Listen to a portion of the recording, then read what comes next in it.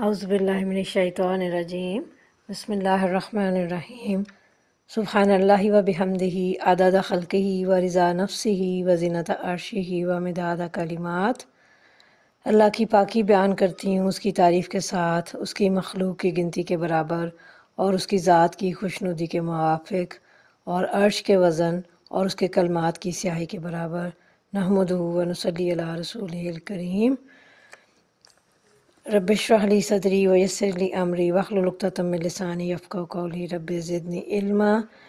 आज दूसरे दिन दौरा कुरान के दूसरे दिन का आगाज़ कर रहे हैं।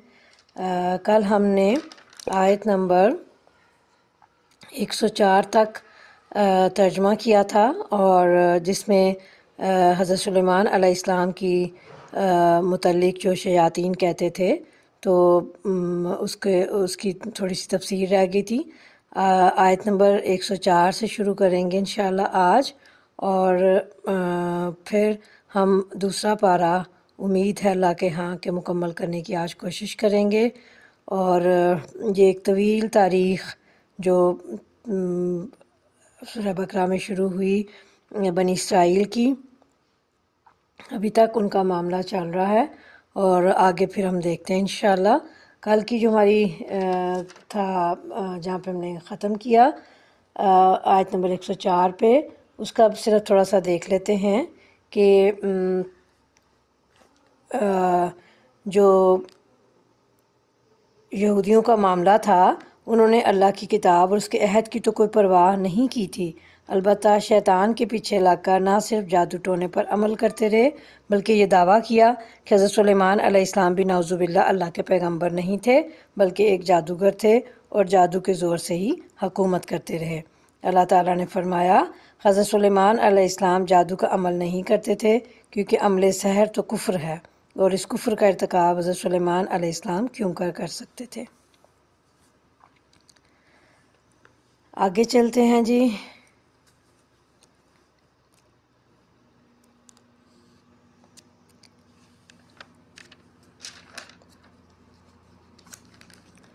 ऐ लोगो जो ईमान लाए हो, रायना ना कहा करो बल्कि उन्जुर ना कहो और तवज्जो से बात को सुनो। ये काफिर तो अज़ाब अलीम के मुस्तहिक हैं।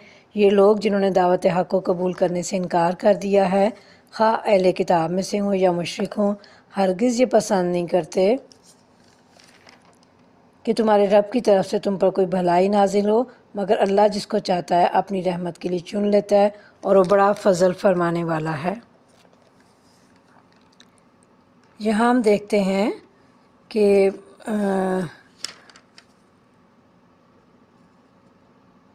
तफसीर में जो आया है कि रायना के मानी हैं हमारा लिहाज कीजिए और ख़्याल कीजिए। बात समझ में ना आए तो सामे यानी सुनने वाला शख्स इस लफ्ज़ का इस्तेमाल करके मुतकल्लिम यानी कलाम करने वाले को अपनी तरफ मुतवज्जो करता था।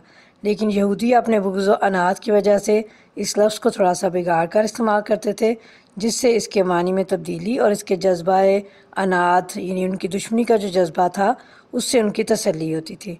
मसलन वो कहते राइना यानी हमारे चरवाहे, थोड़ा सा उसे लंबा करके बोलते, और अस्सलामु अलैकुम की बजाय अस्सलामु अलैकुम यानी तुम पर मौत आए कहा करते थे। तो अल्लाह ताला ने उन्हें हुक्म दिया कि तुम उन्जुर ना कहा करो और इस तरह से अल्लाह रब्बुल आलमीन की तरफ से उनको एक ख़ास हिदायत पहुँची।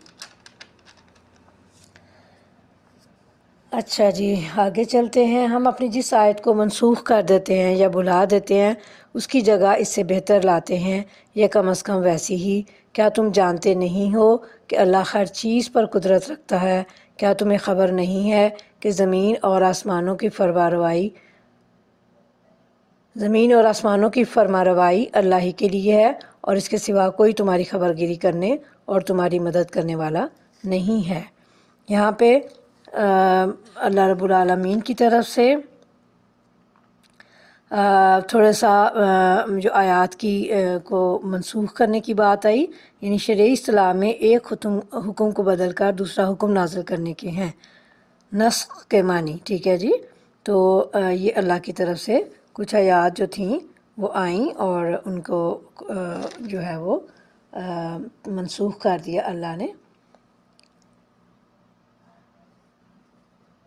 اچھا جی، پھر کیا تم اپنے رسول سے اس قسم کے سوالات اور مطالبے کرنا چاہتے ہو جیسے اس سے پہلے موسیٰ علیہ السلام سے کیے جا چکے ہیں؟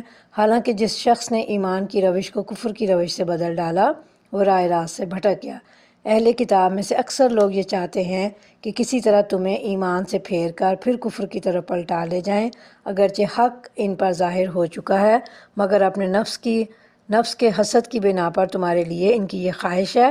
اس کے جواب میں تم عفو درگزر سے کام لو یہاں تک کہ اللہ خود ہی اپنا فیصلہ نافذ کر دے۔ مطمئن رہو، اللہ تعالیٰ ہر چیز پر قدرت رکھتا ہے۔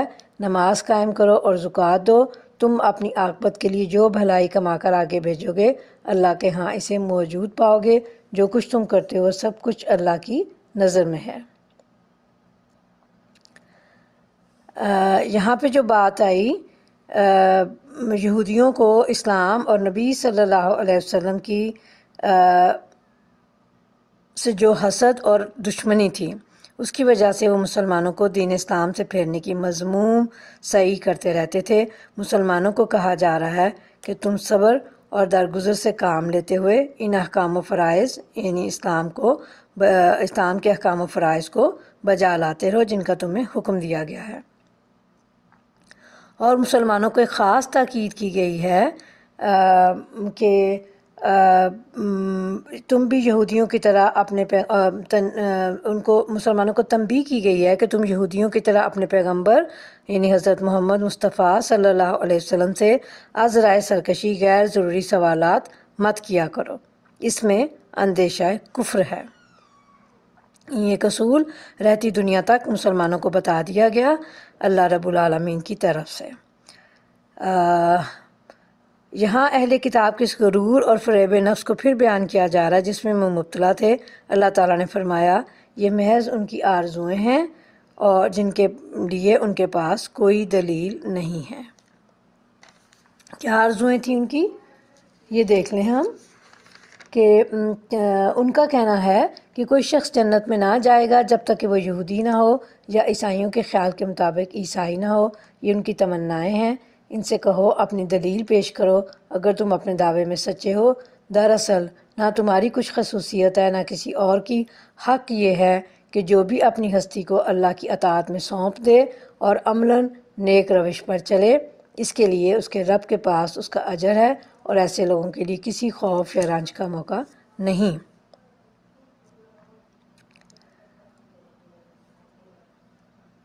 یہودی کہتے ہیں عیسائیوں کے پاس کچھ نہیں،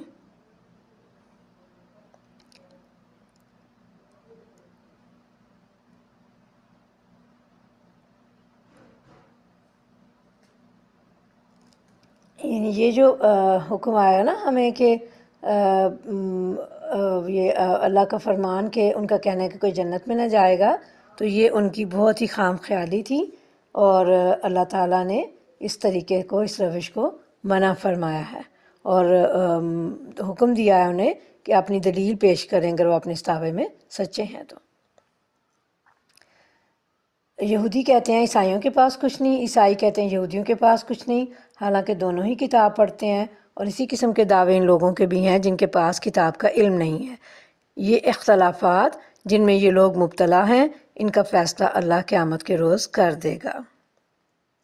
یعنی اہل کتاب کے غرور اور فریب نفس یعنی اس بات کے کہ اپنے نفس کو فریب دے رہے تھے اور اس میں وہ مستقل مبتلا تھے، اللہ تعالیٰ نے جواب میں فرمایا یہ محض ان کی آرزوئیں ہیں جن کے لیے ان کے پاس کوئی دلیل نہیں ہے۔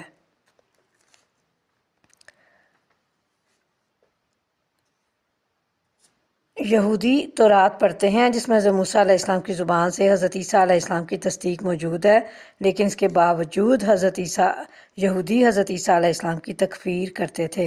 عیسائیوں کے پاس انجیل موجود ہے جس میں حضرت موسیٰ علیہ السلام اور تورات کے من عند اللہ ہونے کی تصدیق ہے، اس کے باوجود یہ یہودیوں کی تکفیر کرتے ہیں۔ یہ گویا اہل کتاب کے دونوں فرقوں کے کفر و عناد اور اپنے اپنے بارے میں خوش فہمی میں مبتلا ہونے کو ظاہر کیا جا رہا ہے۔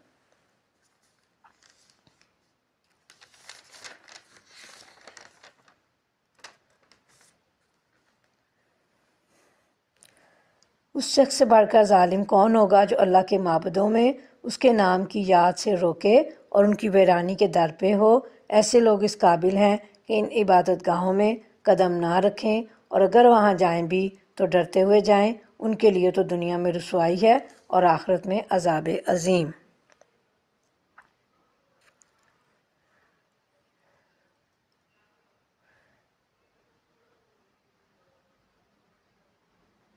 اہل کتاب کے معاملے میں عرب کے مشرکین ان پڑھ تھے، اس لیے انہیں بے علم کہا گیا، لیکن وہ بھی مشرک ہونے کے باوجود یہود و نصارہ کی طرح اس زوم میں باطل میں مبتلا تھے کہ وہی حق پر ہیں۔ اسی لیے وہ نبی کریم صلی اللہ علیہ وسلم کو بے دین کہا کرتے تھے، یا یہ کہا کرتے تھے کہ آپ ایک ایسا دین لائے ہیں جس کی ہمیں سمجھ نہیں آتی ہے۔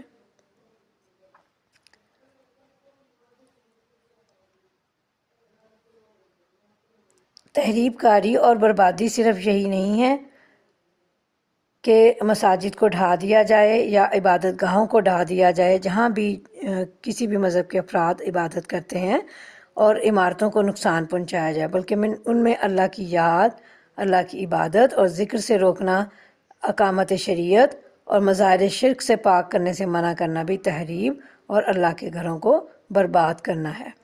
جن لوگوں نے مسجدوں میں اللہ کا ذکر کرنے سے روکا، یہ کون ہے؟ ان کے بارے میں مفسرین کی دو رائے ہیں۔ ایک رائے یہ کہ اس سے مراد عیسائی ہیں، جنہوں نے بادشاہ روم کے ساتھ مل کر بیت المقدس میں یہودیوں کو نماز پڑھنے سے روکا اور اس کی تحریب میں حصہ لیا، لیکن حافظ ابن کثیر نے اس سے اختلاف کرتے ہوئے اس کا مصداق مشرکین مکہ کو ٹھہرایا، جنہوں نے ایک تو نبی کریم صلی اللہ علیہ وسلم اور آپ صلی اللہ علیہ وسلم کے صحابہ کرام کو مکہ سے نکلنے پر مجبور کر دیا اور یوں خانہ کعبہ میں مسلمانوں کو عبادت کرنے سے روکا۔ مشرق و مغرب سب اللہ کے ہیں، جس طرف بھی تم رخ کرو گے اسی طرف اللہ کا رخ ہے، اللہ بڑی وسعت والا اور سب کچھ جاننے والا ہے۔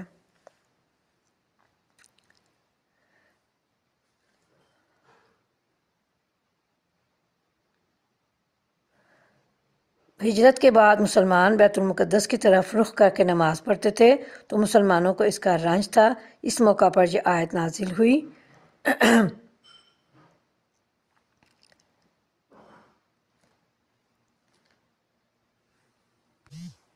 ان کا قول ہے کہ اللہ نے کسی کو بیٹا بنایا ہے، اللہ پاک ہے ان باتوں سے۔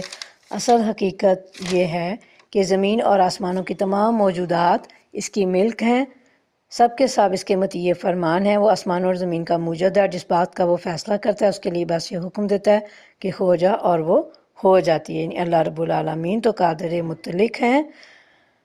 نادان کہتے ہیں کہ اللہ خود ہم سے بات کیوں نہیں کرتا، یا کوئی نشانی ہمارے پاس کیوں نہیں آتی؟ ایسی ہی باتیں ان سے پہلے لوگ بھی کیا کرتے تھے۔ ان سب اگلے پچھلے گمراہوں کی ذہنیتیں ایک جیسی ہیں۔ یقین لانے والوں کے لیے تو ہم نشانیاں صاف صاف نمایاں کر چکے ہیں۔ اس سے بڑھ کر نشانی کیا ہوگی کہ ہم نے تم کو علم حق کے ساتھ خوشخبری دینے والا اور ڈرانے والا بنا کر بھیجا۔ اب جو لوگ جہنم سے رشتہ جوڑ چکے ہیں ان کی طرف سے تم ذمہ دار ہو، جواب دہ نہیں ہو۔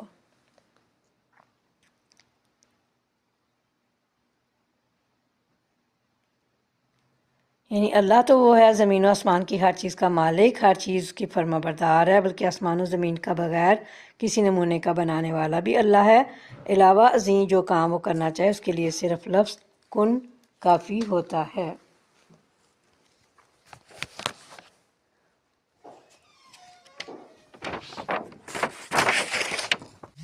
یہ جو بات آئی نادان کہتے ہیں، اللہ فرما رہے ہیں کہ اللہ خود ہم سے بات کیوں نہیں کرتا، تو اس سے مراد مشرکین عرب ہیں، جنہوں نے یہودیوں کی طرح مطالبہ کیا کہ اللہ تعالیٰ ہم سے براہ راست گفتگو کیوں نہیں کرتا، یا کوئی بڑی نشانی کیوں نہیں دکھا دیتا جسے دیکھ کر ہم مسلمان ہو جائیں، جس طرح کہ بنی اسرائیل، سورہ بنی اسرائیل میں اور دیگر مقامات میں بھی بیان کیا گیا ہے۔ یہودی اور عیسائی تم سے ہرگز راضی نہ ہوں گے جب تک تم ان کے طریقے پر نہ چلنے لگو۔ صاف کہہ دو کہ راستہ بس وہی ہے جو اللہ نے بتایا ہے، ورنہ اگر اس علم کے بعد جو تمہارے پاس آ چکا ہے تم نے ان کی خواہشات کی پیروی کی تو اللہ کی پکڑ سے بچانے والا کوئی دوست اور مددگار تمہارے لیے نہیں ہے۔ جن لوگوں کو ہم نے کتاب دی ہے وہ اسے اسی طرح پڑھتے ہیں جیسا کہ پڑھنے کا حق ہے، وہ اس قرآن پر سچے دل سے ایمان لے آتے ہیں، اور جو اس کے ساتھ کفر کا رویہ اختیار کریں وہی اصل میں نقصان اٹھانے والے ہیں۔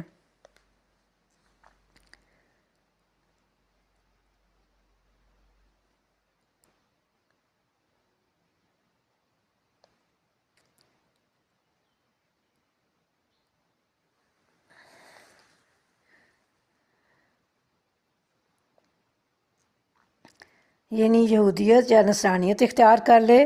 جواب اسلام کی صورت میں ہے، جس کی طرف نبی کریم صلی اللہ علیہ وسلم دعوت دے رہے ہیں، نہ کہ تخریف شدہ یہودیت اور نصرانیت کی طرف ان کو جانا ہے۔ اور یہ اہل کتاب کے سوال عنصر ہے، جو یہ لوگ چونکہ دیانت اور راستی کے ساتھ اللہ کی اس کتاب کو پڑھتے ہیں جن کے پاس پہلے سے موجود تھی، اس لیے وہ قرآن کو سن کر جب پڑھ کر اس پر ایمان لے آتے ہیں۔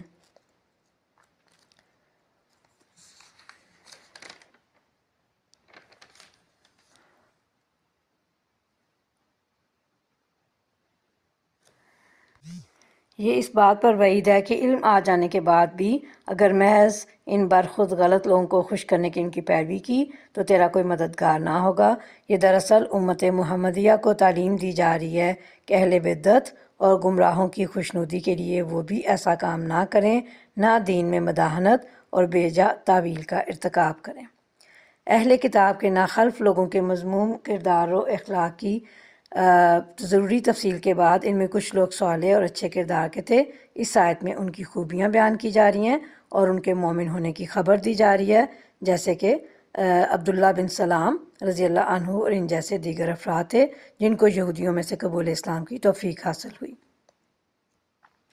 آگے لفظ جو فرما رہے ہیں کہ وہ جو کتاب ہم نے انہیں دی ہے اسے اس طرح پڑھتے ہیں جیسا کہ پڑھنے کا حق ہے، تو اس سے مراد یہ ہے پڑھنے کا حق جو ہوتا ہے کسی بھی الہامی کتاب کا، اس میں پہلی بات جو ہے وہ یہ ہے کہ خوب توجہ اور غور سے پڑھتے ہیں۔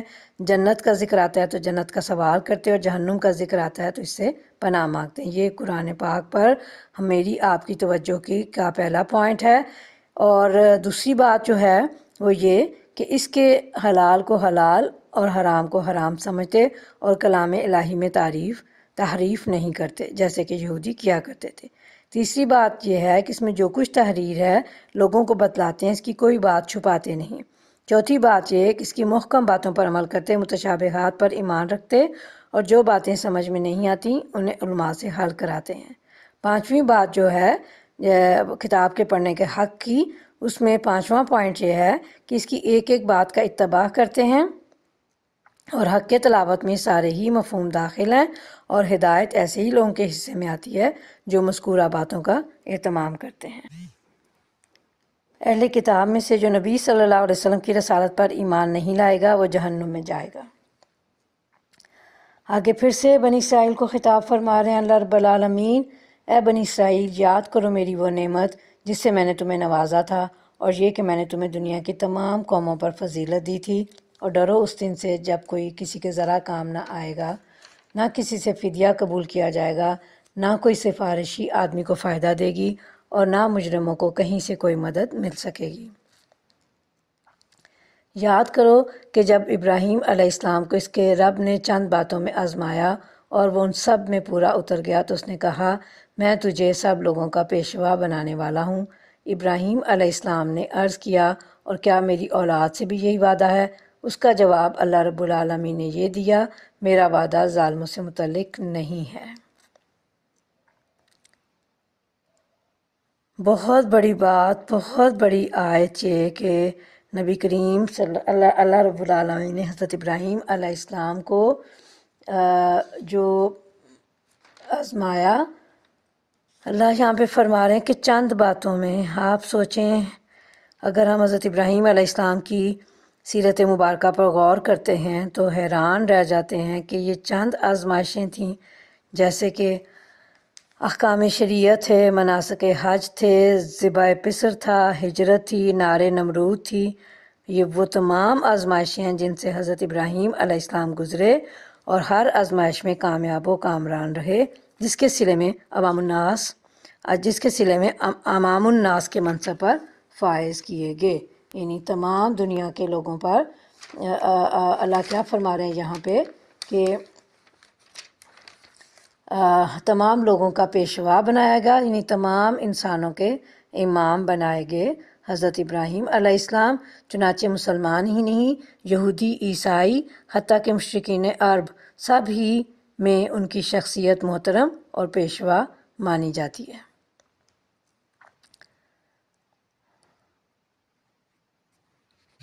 اللہ رب العالمین نے یہاں اس امر کی وضاحت فرما دی کہ ابراہیم علیہ السلام کی اتنی اونچی شان اور عند اللہ منزلت کے باوجود اولاد ابراہیم میں سے جو ناخلف اور ظالم و مشرک ہوں گے ان کی شقاوت اور محرومی کو دور کرنے والا کوئی نہیں ہوگا۔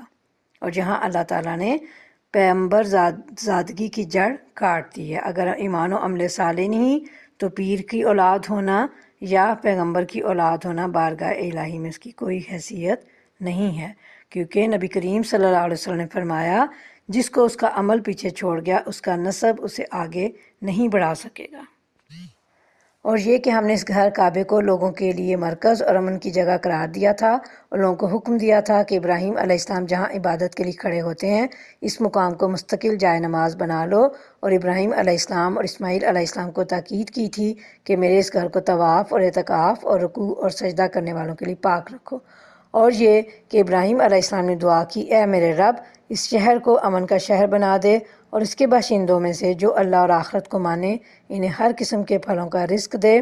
جواب میں اس کے رب نے فرمایا اور جو نہ مانے گا دنیا کی چند روزہ زندگی کا سامان تو میں اسے بھی دوں گا، مگر آخر کار اسے عذاب جہنم کی طرح گھسیٹوں گا، وہ بدترین ٹھکانہ ہے۔ اللہ تعالیٰ نے حضرت ابراہیم علیہ السلام کی دعائیں قبول فرمائیں۔ یہ شہر امن کا گہوارہ اور وادی غیر ذی زرع یعنی غیر کھیتی والی ہونے کے باوجود اس میں دنیا بھر کے پھل اور ہر قسم کے غلے کی وہ فراوانی ہے جسے دیکھ کر انسان خیرت و استجاب میں ڈوب جاتا ہے۔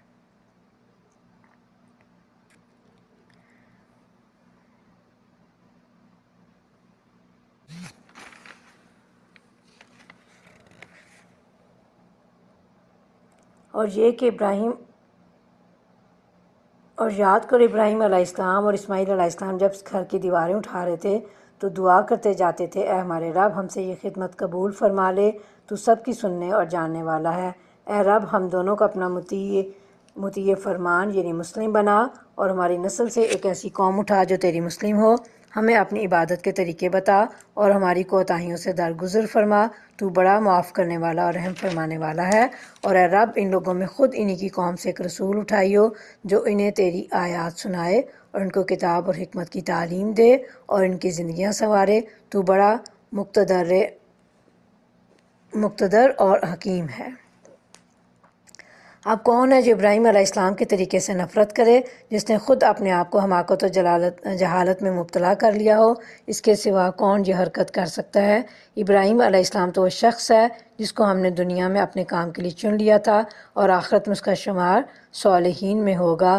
اس کا حال یہ تھا کہ جب اس کے رب نے اس سے کہا کہ مسلم ہو جا تو اس نے فوراً کہا میں مالک کائنات کا مسلم ہو گیا۔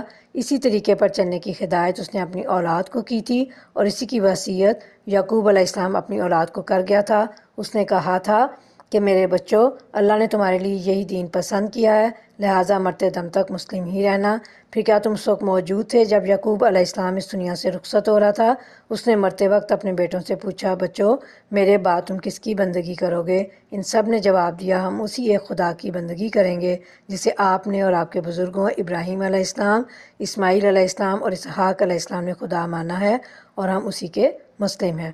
وہ کچھ لوگ تھے جو گزر گئے، جو کچھ انہوں نے کمایا ان کے لیے تھا، اور جو کچھ تم کماؤ گے وہ تمہارے لیے ہے۔ تم سے یہ نہ پوچھا جائے گا کہ وہ کیا کرتے تھے۔ یہودی کہتے ہیں یہودی ہو تو راہ راست پاؤ گے، عیسائی کہتے ہیں عیسائی ہو تو ہدایت ملے گی۔ ان سے کو نہیں، بلکہ سب کو چھوڑ کر ابراہیم علیہ السلام کا طریقہ، اور ابراہیم علیہ السلام مشرکوں میں سے نہ تھا۔ مسلمانوں کہو کہ ہم ایمان لائے اللہ پر اور اس ہدایت پر جو ہماری طرف نازل ہوئی ہے، اور جو ابراہیم علیہ السلام، اسماعیل علیہ السلام، اسحاق علیہ السلام، یعقوب علیہ السلام اور اولاد یعقوب کی طرف نازل ہوئی تھی، اور جو موسیٰ علیہ السلام اور عیسیٰ علیہ السلام اور تمام دوسرے پیغمبروں کو ان کے رب کی طرف سے دی گئی تھی۔ ہم ان کے درمیان کوئی تفریق نہیں کرتے اور ہم اللہ کے مسلم ہیں۔ پھر وہ اگر اسی طرح ایمان لائیں جس طرح تم لائے ہو تو ہدایت پر ہیں، اور اگر اس سے منہ پھیریں تو کھلی بات ہے کہ وہ ہٹ درمی میں پڑ گئے ہیں۔ لہٰذا اطمینان رکھو کہ ان کے مقابلے میں اللہ تمہاری حمایت کے لیے کافی ہے، وہ سب کچھ سنتا اور جانتا ہے۔ کہو اللہ کا رنگ اختیار کرو، اس کے رنگ سے اچھا اور کس کا رنگ ہوگا، ہم اسی کی بندگی کرنے والے ہیں۔ عیسائیوں نے ایک زرد رنگ کا پانی مقرر کر رکھا تھا جو ہر عیسائی بچے کو بھی اور ہر اس شخص کو بھی دیا جاتا ہے جس کو عیسائی بنانا مقصود ہوتا ہے۔ اس رسم کا نام ان کے ہاں بپتسمہ ہے۔ یہ ان کے نزدیک بہت ضروری ہے، اس کے بغیر وہ کسی کو پاک تصور نہیں کرتے۔ اللہ پاک نے ان کی تردید فرمائی اور فرمایا کہ اصل رنگ تو اللہ کا رنگ ہے، اس سے بہتر کوئی رنگ نہیں، اور اللہ کے رنگ سے مراد وہ دین فطرت یعنی دین اسلام ہے، جس کی طرف ہر نبی نے اپنے اپنے دور میں اپنی اپنی امتوں کو دعوت دی، یعنی دعوت توحید۔ اے نبی صلی اللہ علیہ وسلم، ان سے کہو کیا تم اللہ کے بارے میں ہم سے جھگڑتے ہو، حالانکہ وہی ہمارا رب بھی ہے اور تمہارا رب بھی۔ ہمارے اعمال ہمارے لیے ہیں، تمہارے اعمال تمہارے لیے، اور ہم اللہ ہی کے لیے اپنی بندگی کو خالص کر چکے ہیں۔ یا پھر تمہارا یہ کہنا ہے کہ ابراہیم علیہ السلام، اسماعیل علیہ السلام، اسحاق علیہ السلام، یعقوب علیہ السلام اور اولاد یعقوب علیہ السلام سب کے سب یہودی تھے یا نصرانی تھے؟ کہو تم زیادہ جانتے ہو یا اللہ؟ اس شخص سے بڑا ظالم اور کون ہوگا جس کے ذمے اللہ کی طرف سے گواہی ہو اور اسے چھپائے؟ تمہاری حرکات سے اللہ غافل تو نہیں ہے۔ وہ کچھ لوگ تھے جو گزر چکے، ان کی کمائی ان کے لیے تھی اور تمہاری کمائی تمہارے لیے، تم سے ان کے اعمال کے متعلق سوال نہیں ہوگا۔ دوسرا پارہ ہمارا شروع ہو رہا ہے۔ سَيَقُولُ السُّفَهَاءُ مِنَ النَّاسِ مَا وَلَّاهُمْ عَنْ قِبْلَتِهِمُ الَّتِي كَانُوا عَلَيْهَا قُلِ اللَّهِ الْمَشْرِقُ وَالْمَغْرِبُ يَهْدِي مَن يَشَاءُ إِلَىٰ صِرَاطٍ مُّسْتَقِيمٍ۔ نادان لوگ ضرور کہیں گے، انہیں کیا ہوا کہ پہلے یہ جس قبلے کی طرف رخ کر کے نماز پڑھتے تھے اس سے یکا یک پھر گئے۔ نبی کریم صلی اللہ علیہ وسلم کے ہجرت مدینہ کے بعد مدینہ طیبہ میں 16 یا 17 مہینے تک بیت المقدس کی طرف رخ کر کے نماز پڑھتے رہے، پھر کعبے کی طرف منہ کر کے نماز پڑھنے کا حکم آیا۔ اے نبی صلی اللہ علیہ وسلم، ان سے کہو مشرق اور مغرب سب اللہ کے ہیں، اللہ جس سے چاہتا ہے سیدھی راہ دکھاتا ہے، اور اسی طرح تو ہم نے تم مسلمانوں کو ایک امت وسط بنایا تاکہ تم لوگوں کے دنیا کے لوگوں پر گواہ ہو اور رسول صلی اللہ علیہ وسلم تم پر گواہ ہو۔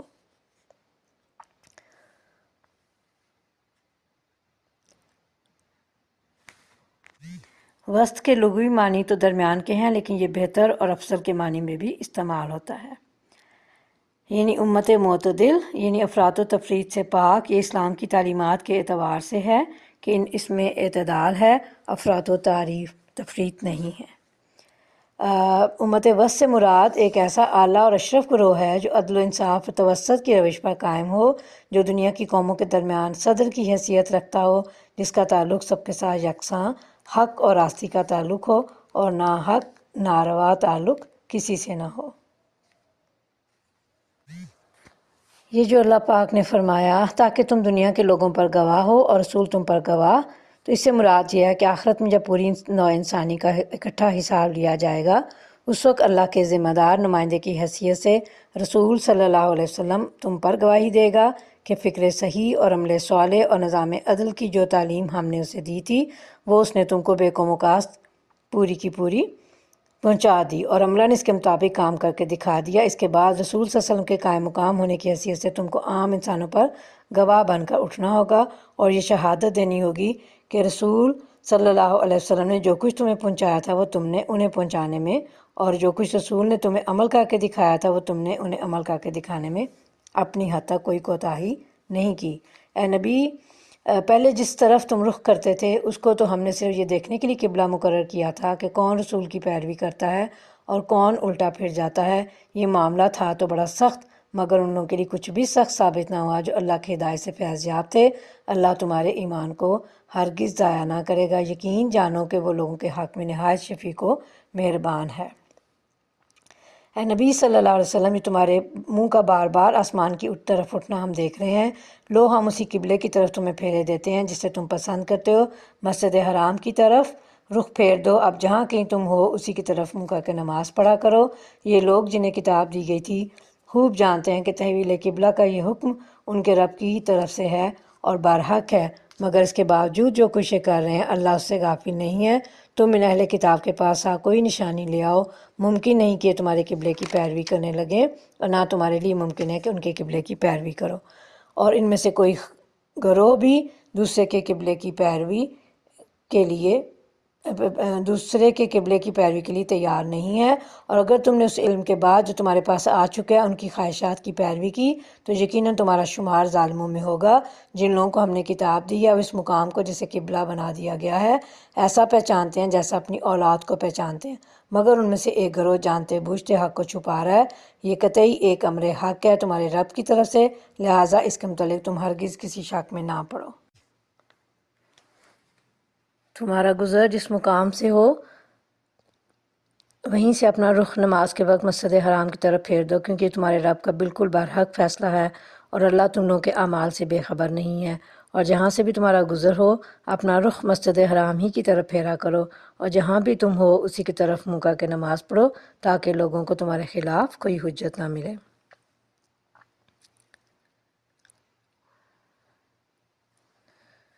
قبلہ کی طرف منہ پھیرنے کا حکم 3 مرتبہ دہرایا گیا، یا تو اس کی تاکید اور اہمیت واضح کرنے کے لیے، یا یہ چونکہ نسخ حکم کا پہلا تجربہ تھا، اس لیے ذہنی ہلجان دور کرنے کے لیے ضروری تھا کہ اسے بار بار دہرا کر دلوں میں راسخ کر دیا جائے۔ یعنی اہل کتاب یہ نہ کہہ سکیں کہ ہماری کتابوں میں تو ان کا قبلہ خانہ کعبہ ہے اور نماز بیت المقدس کی طرف پڑھتے ہیں۔ یہاں ظالموں سے مراد اناد رکھنے والے ہیں، دین سے دشمنی رکھنے والے ہیں، یعنی اہل کتاب میں سے جو دین سے دشمنی رکھنے والے ہیں وہ اس جاننے کے باوجود کہ پیغمبر آخر الزمان صلی اللہ علیہ وسلم کا قبلہ خانہ کعبہ ہی ہوگا، وہ بطور اناد کہیں گے کہ بیت المقدس کی بجائے خانہ کعبہ کو اپنا قبلہ بنا کر یہ پیغمبر صلی اللہ علیہ وسلم بالآخر اپنے آبائی دین ہی کی طرف مائل ہو گیا، اور بعض کے نزدیک اس سے مراد مشرکین مکہ ہیں۔ ہاں، ان میں سے جو ظالم ان کی زبان کسی حال میں بند نہ ہوگی تو ان سے تم نہ ڈرو بلکہ مجھ سے ڈرو، یعنی ظالموں سے نہ ڈرو، یعنی مشرکوں کی باتوں کی پرواہ نہ کرو۔ انہوں نے کہا تھا کہ محمد صلی اللہ علیہ وسلم نے ہمارا قبلہ تو اختیار کر لیا ہے، قریب ہمارا دین بھی اپنا لیں گے، اور مجھے سے ڈرتے رہو۔ اللہ کا یہ جو فرمان آیا، جو حکم میں دیتا اور اس پر بلا خوف عمل کرتے رہو، اور اس لیے کہ میں تم پر اپنی نعمت پوری کر دوں، اور اس توقع پر کہ میرے اس حکم کی پیروی سے تم اسی طرح فلاح کا راستہ پاؤ گے جس طرح تمہیں اس چیز سے فلاح نصیب ہوئی کہ ہم نے تمہارے درمیان خود تم میں سے ایک رسول بھیجا جو تمہیں ہماری آیات سناتا ہے، تمہاری زندگیوں کو سنوارتا ہے، تمہیں کتاب اور حکمت کی تعلیم دیتا ہے، اور تمہیں وہ باتیں سکھاتا ہے جو تم نہ جانتے تھے۔ لہٰذا تم مجھے یاد رکھو، میں تمہیں یاد رکھوں گا، اور میرا شکر ادا کرو، کفران نعمت نہ کرو۔ اے لوگو جو ایمان لائے ہو، صبر اور نماز سے مدد لو، اللہ صبر کرنے والوں کے ساتھ ہے۔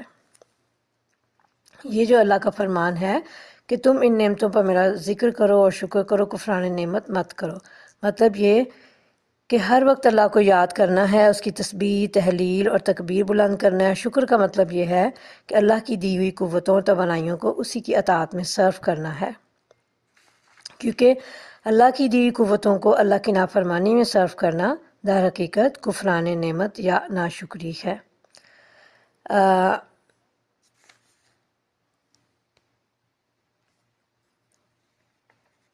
جو لوگ اللہ کی راہ میں مارے جائیں انہیں مردہ نہ کہو، ایسے لوگ تو حقیقت میں زندہ ہیں مگر تمہیں ان کی زندگی کا شعور نہیں ہوتا، اور ہم ضرور تمہیں خوف و خطر، فاقہ کشی، جان و مال کے نقصانات اور آمدنیوں کے گھاٹوں میں مبتلا کر کے تمہاری آزمائش کریں گے۔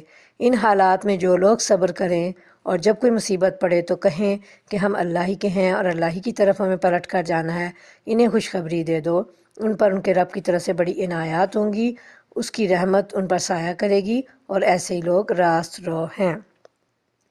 انسان کی 2 حالتیں ہی ہوتی ہیں، آرام و راحت یا تکلیف و پریشانی۔ نعمت میں شکر الہی کی تلقین اور تکلیف میں صبر اور اللہ سے استعانت کی تاکید ہے۔ نبی کریم صلی اللہ علیہ وسلم نے فرمایا، مومن کا معاملہ بھی عجیب ہے، اسے خوشی پہنچتی ہے تو اللہ کا شکر ادا کرتا ہے، اور تکلیف پہنچتی ہے تو صبر کرتا ہے، دونوں ہی حالتیں اس کے لیے خیر ہیں۔ یقیناً صفا اور مروہ اللہ کی نشانیوں میں سے۔ یہ جو بات آئی بیچ میں کہ جو لوگ مارے جائیں انہیں مردہ نہ کہو بلکہ وہ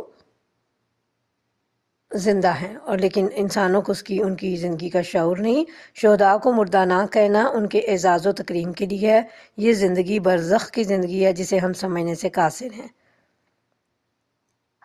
شہید کی روح اور بعض روایات میں مومن کی روح بھی ایک پرندے کے جوف میں جنت میں رہتی ہے اور جہاں چاہتی ہے پھرتی ہے۔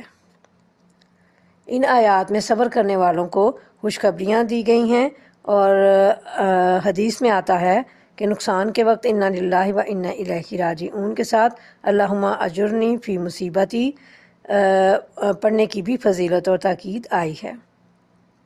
یقیناً صفا اور مروہ اللہ کی نشانیوں میں سے ہیں، لہٰذا جو شخص بیت اللہ کا حج یا عمرہ کرے اس کے لیے کوئی گناہ کی بات نہیں کہ وہ ان دونوں پہاڑیوں کے درمیان صحیح کر لے، اور جو برضا رغبت کوئی بھلائی کا کام کرے گا اللہ کو اس کا علم ہے اور اس کی قدر کرنے والا ہے۔ صفا اور مروہ کے درمیان صحیح کرنا حج کا ایک رکن ہے، لیکن قرآن کے الفاظ کوئی گناہ نہیں، بعض صحابہ کو شبہ ہوا کہ شاید یہ ضروری نہیں ہے۔ حضرت عائشہ کے علم میں جب یہ بات آئی تو انہوں نے فرمایا کہ اس کا یہ مطلب ہوتا ہے کیونکہ جاہلیت میں مشرکوں نے صفا پہاڑی پر ایک بت اور مروہ پہاڑی پر دوسرا بت یعنی نائلہ رکھا ہوا تھا، جنہیں وہ صحیح کے دوران بوسہ دیتے یا چھوتے۔ جب لوگ مسلمان ہوئے تو ان کے ذہن میں آیا کہ صفا و مروہ کے درمیان صحیح شاید گناہ ہو، کیونکہ اسلام سے قبل دو بتوں کی وجہ سے صحیح کرتے تھے۔ اللہ تعالیٰ نے اس آیت میں ان کے وہم اور خلش کو دور فرما دیا۔ اب یہ صحیح ضروری ہے جس کا آغاز صفا سے اور خاتمہ مروہ پر ہوتا ہے۔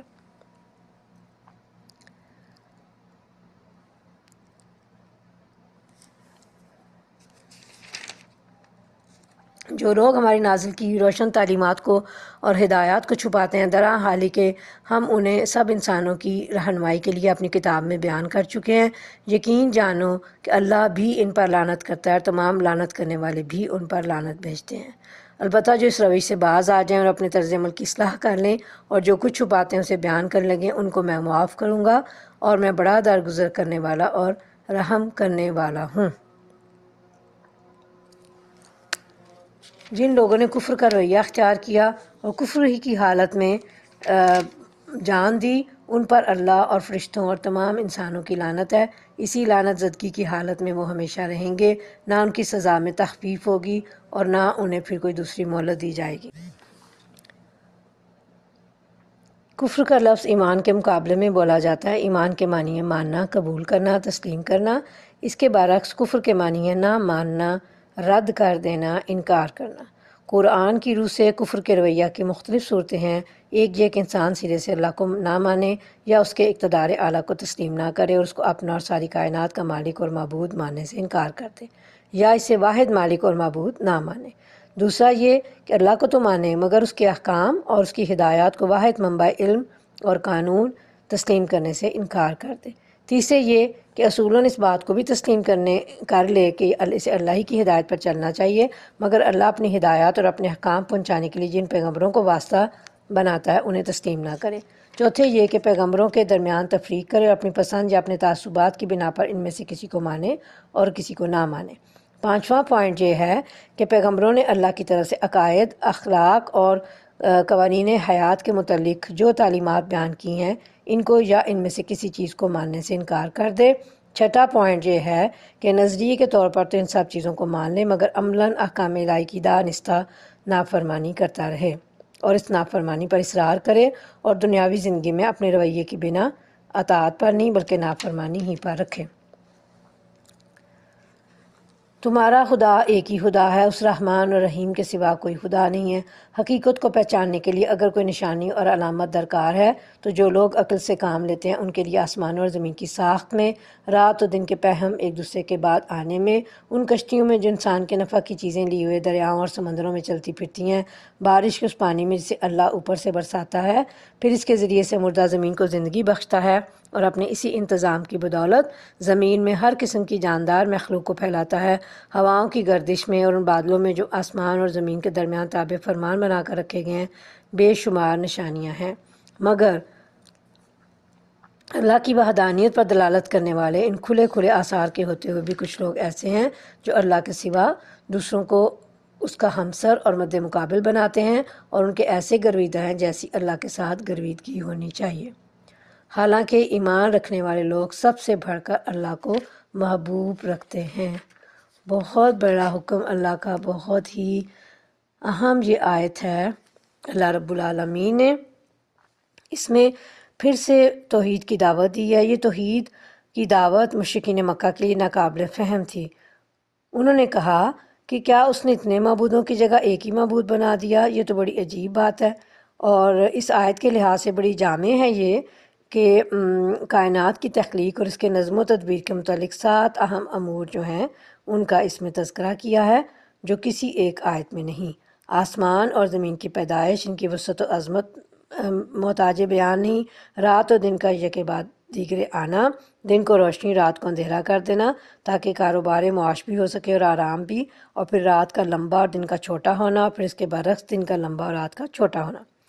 سمندر میں کشتیوں جہازوں کا چلنا جن کے ذریعے سے تجارتی سفر بھی ہوتے ہیں، اور ٹنوں کے حساب سے سامان رزق و آسائش بھی ایک جگہ سے دوسری جگہ منتقل ہوتا ہے۔ بارش جو زمین کی شادابی اور رویدگی کے لیے نہایت ضروری ہے۔ ہر قسم کے جانوروں کی پیدائش جو نقل و حمل، کھیتی باڑی اور جنگ میں بھی کام آتے ہیں، اور انسانی خوراک کی بھی ایک بڑی مقدار ان سے پوری ہوتی ہے۔ ہر قسم کی ہوائیں، ٹھنڈی بھی، گرم بھی، بار آور بھی اور غیر بار آور بھی، انسانی زندگی اور ان کی ضروریات کے مطابق۔ بادل جنہیں اللہ جہاں چاہتا ہے برساتا ہے، یہ سارے امور کیا اللہ کی قدرت، اس کی وحدانیت پر دلالت نہیں کرتے؟ یقیناً کرتے ہیں کہ اس تخلیق میں اور اس نظم و تدبیر میں اس کا کوئی شریک نہیں، اور یقیناً نہیں تو پھر اس کو چھوڑ کر دوسروں کو معبود اور حاجت روا سمجھنا کہاں کی عقل مندی ہے۔ کاش جو کچھ عذاب کو دیکھ کر انہیں سوجنے والا ہے وہ آج ہی ان ظالموں کو سوج جائے کہ ساری طاقتیں اور سارے اختیارات اللہ ہی کے قبضے میں ہیں، اور یہ کہ اللہ سزا دینے میں بھی بہت سخت ہے۔ جب وہ سزا دے گا اس وقت کیفیت یہ ہوگی کہ وہی پیشوا اور رہنما جن کی دنیا میں پیروی کی گئی تھی اپنے پیرووں سے بے تعلقی ظاہر کریں گے، مگر سزا پا کر رہیں گے، اور ان کے سارے اسباب و وسائل کا سلسلہ کٹ جائے گا، اور جو لوگ دنیا میں ان کی پیروی کرتے تھے کہیں گے کہ کاش ہم کو پھر ایک موقع دیا جاتا، تو جس طرح آج یہ ہم سے بیزاری ظاہر کر رہے ہیں ہم ان سے بیزار ہو کر دکھا دیتے۔ یوں اللہ لوگوں کے وہ اعمال جو یہ دنیا میں کر رہے ہیں ان کے سامنے اس طرح لائے گا کہ یہ حسرتوں اور پشیمانیوں کے ساتھ ہاتھ ملتے رہیں گے، مگر آگ سے نکلنے کی کوئی راہ نہ پائیں گے۔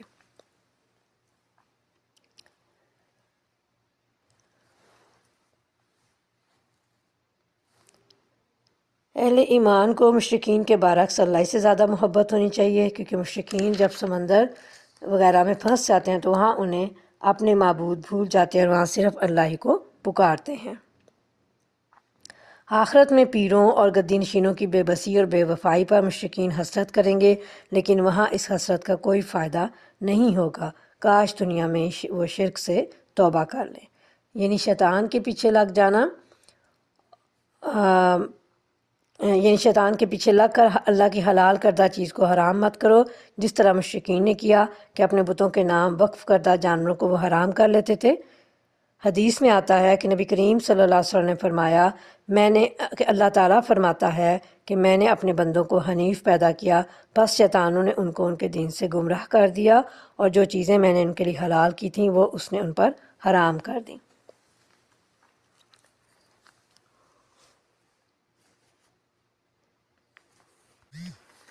لوگوں زمین میں جو حلال اور پاکیزہ چیزیں انہیں کھاؤ، اور شیطان کے بتائے راستوں پر نہ چلو، وہ تمہارا کھلا دشمن ہے، تمہیں بدی اور فحش کا حکم دیتا ہے، اور یہ سکھاتا ہے کہ تم اللہ کے نام پر وہ باتیں کہو جن کے متعلق تمہیں کوئی علم نہیں ہے۔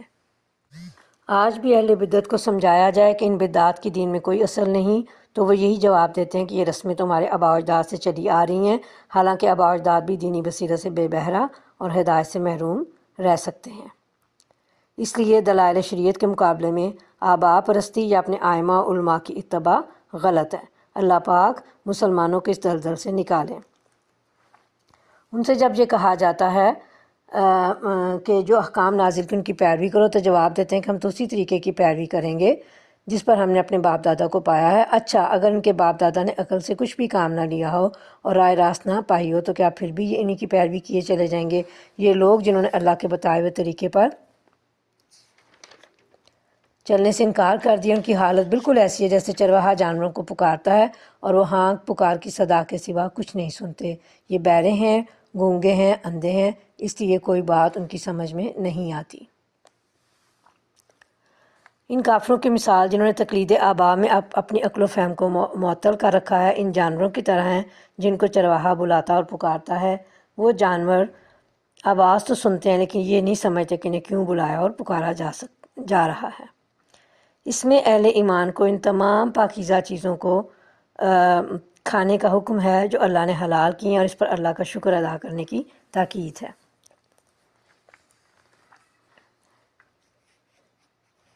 اے لوگو جو ایمان لائے ہو، اگر تم حقیقت میں اللہ ہی کی بندگی کرنے والے ہو تو جو پاک چیزیں ہم نے تمہیں بخشی ہیں انہیں بے تکلف کھاؤ اور اللہ کا شکر ادا کرو۔ اللہ کی طرف سے اگر کوئی پابندی تم پر ہے تو وہ یہ ہے کہ مردار نہ کھاؤ، خون سے اور سور کے گوشت سے پرہیز کرو اور کوئی ایسی چیز نہ کھاؤ جس پر اللہ کے سوا کسی اور کا نام لیا گیا ہو۔ ہاں جو شخص مجبوری کی حالت میں ہو اور وہ ان میں سے کوئی چیز کھا لے بغیر اس کے کہ وہ قانون شکنی کا ارادہ رکھتا ہو یا ضرورت کی حد سے متجاوز کرے تو اس پر کچھ گناہ نہیں، اللہ بخشنے والا اور رحم کرنے والا ہے۔ اس آیت میں 4 حرام کردہ چیزوں کا ذکر ہے، لیکن اسے 4 حرام کردہ چیزوں کا ذکر ہے جس سے ذہن میں یہ شبہ پیدا ہوتا ہے کہ حرام صرف یہی 4 چیزیں ہیں جبکہ ان کے علاوہ بھی کئی چیزیں حرام ہیں۔ اس لیے اول تو یہ سمجھ لینا چاہیے کہ یہ خاص سیاق میں آیا ہے بعض مشرکین کے اس فعل کے ضمن میں کہ وہ حلال جانوروں کو بھی حرام قرار دے لیتے تھے۔ اللہ تعالیٰ نے فرمایا کہ وہ حرام نہیں، حرام تو صرف یہ اور یہ ہیں۔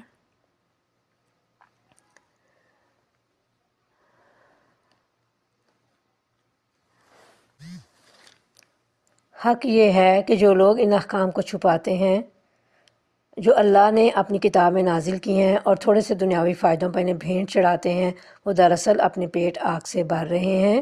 قیامت کے روز اللہ ہرگز ان سے بات نہ کرے گا، نہ انہیں پاکیزہ ٹھہرائے گا اور ان کے لیے دردناک سزا ہے۔ یہ وہ لوگ ہیں جنہوں نے ہدایت کے بدلے ضلالت خریدی اور مغفرت کے بدلے عذاب مول لے لیا۔ کیسا عجیب ہے ان کا حوصلہ کہ جہنم کا عذاب برداشت کرنے کے لیے تیار ہیں۔ یہ سب کچھ اس وجہ سے ہوا کہ اللہ نے تو ٹھیک ٹھیک حق کے مطابق کتاب نازل کی تھی، مگر جن لوگوں نے کتاب میں اختلافات نکالے وہ اپنے جھگڑوں میں حق سے بہت دور نکل گئے۔ نیکی یہ نہیں ہے کہ تم نے اپنے چہرے مشرق کی طرف کر لیے یا مغرب کی طرف، بلکہ نیکی یہ ہے کہ آدمی اللہ کو اور یوم آخر اور ملائکہ کو اور اللہ کی نازل کی ہوئی کتاب اور اس کے پیغمبروں کو دل سے مانے اور اللہ کی محبت میں اپنا دل پسند مال رشتہ داروں، یتیموں پر، مسکینوں اور مسافروں پر، مدد کے لیے ہاتھ پھیلانے والوں پر اور غلاموں کی رہائی پر خرچ کرے، نماز قائم کرے اور زکوٰۃ دے۔ نیک وہ لوگ ہیں کہ جب عہد کریں تو اسے وفا کریں اور تنگی و مصیبت کے وقت میں اور حق و باطل کی جنگ میں صبر کریں۔ یہ ہیں راست باز لوگ اور یہی لوگ متقی ہیں۔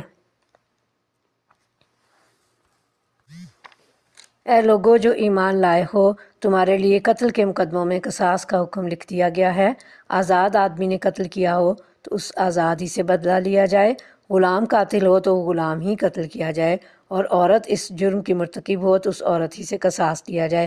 ہاں اگر کسی قاتل کے ساتھ اس کا بھائی کچھ نرمی کرنے کے لیے تیار ہو تو معروف طریقے کے مطابق خون بہا کا تصفیہ ہونا چاہیے، اور قاتل کو لازم ہے کہ راستی کے ساتھ خون بہا ادا کرے۔ زمانہ جاہلیت میں کوئی نظم اور قانون تو تھا نہیں، اس لیے زوراور قبیلے کمزور قبیلوں پر جس طرح چاہتے ظلم و جور کا ارتکاب کر لیتے۔ ایک ظلم کی شکل یہ تھی کہ کسی طاقتور قبیلے کا کوئی مرد قتل ہو جاتا تو وہ صرف قاتل کو قتل کرنے کے بجائے قاتل کے قبیلے کے کئی مردوں کو بلکہ بسا اوقات پورے قبیلے ہی کو تہس نہس کرنے کی کوشش کرتے، اور عورت کے بدلے مرد کو اور غلام کے بدلے آزاد کو قتل کرتے۔ اللہ پاک نے اس فرق و امتیاز کو ختم کرتے ہوئے فرمایا کہ جو قاتل ہوگا قصاص یعنی بدلے میں اسی کو قتل کیا جائے گا۔ قاتل آزاد ہے تو بدلے میں وہی آزاد، غلام ہے تو بدلے میں وہی غلام، اور عورت ہے تو بدلے میں وہی عورت قتل کی جائے گی، نہ کہ غلام کی جگہ آزاد اور عورت کی جگہ مرد یا ایک مرد کے بدلے میں متعدد مرد۔ مرد اگر عورت کو قتل کر دے تو قصاص میں کوئی عورت قتل کی جائے گی، یا مرد عورت کو قتل کر دے تو کسی مرد کو قتل کیا جائے گا۔ یہ جو سارا معاملہ ہے کہ قصاص میں قاتل ہی کو قتل کیا جائے گا، چاہے مرد ہو یا عورت، طاقتور ہو یا کمزور۔ یہ جہاں جو اللہ تعالیٰ نے فرمایا کہ قاتل کا ساتھ اس کا بھائی کچھ نرمی کرنے کے لیے تیار ہو تو معروف طریقے کے مطابق خون بہا کا تصفیہ ہونا چاہیے، اور قاتل کو لازم ہے کہ راستی کے ساتھ خون بہا ادا کرے۔ تو معافی کی دو صورتیں ہیں، ایک بغیر معاوضہ مالی یعنی دیت لیے بغیر ہی محض رضائے الہی کے لیے معاف کر دینا، دوسری صورت قصاص کی بجائے دیت قبول کر لینا۔ اگر یہ دوسری صورت اختیار کی جائے تو کہا جا رہا ہے کہ طالب دیت بھلائی کا اتباع کرے۔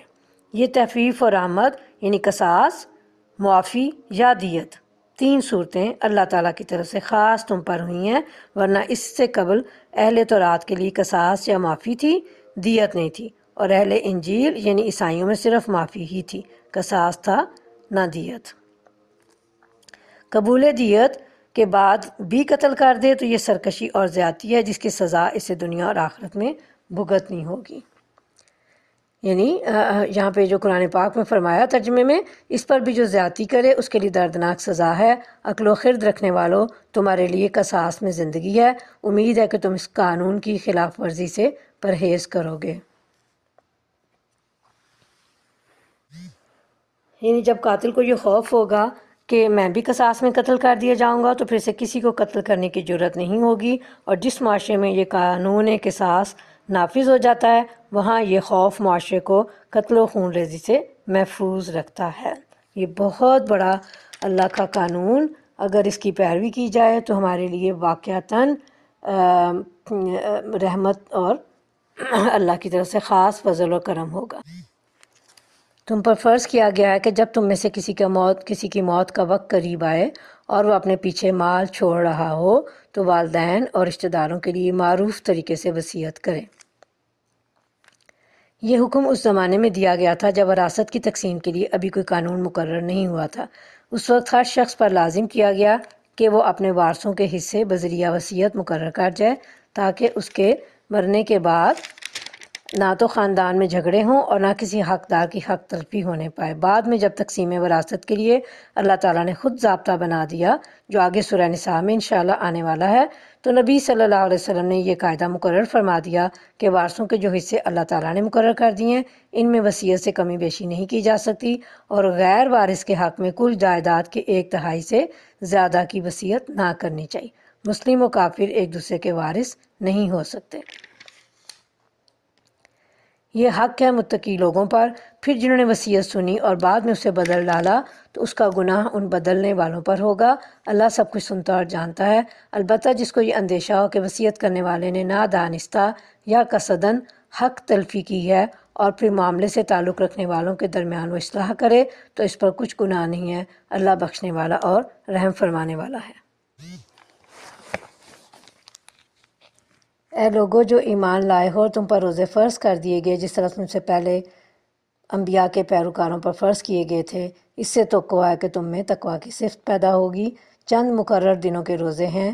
اگر تم میں سے کوئی بیمار ہو یا سفر پر ہو تو دوسرے دنوں میں اتنی ہی تعداد پوری کر لے، اور جو لوگ روزہ رکھنے کی قدرت رکھتے ہوں پھر نہ رکھیں تو وہ فدیہ دیں۔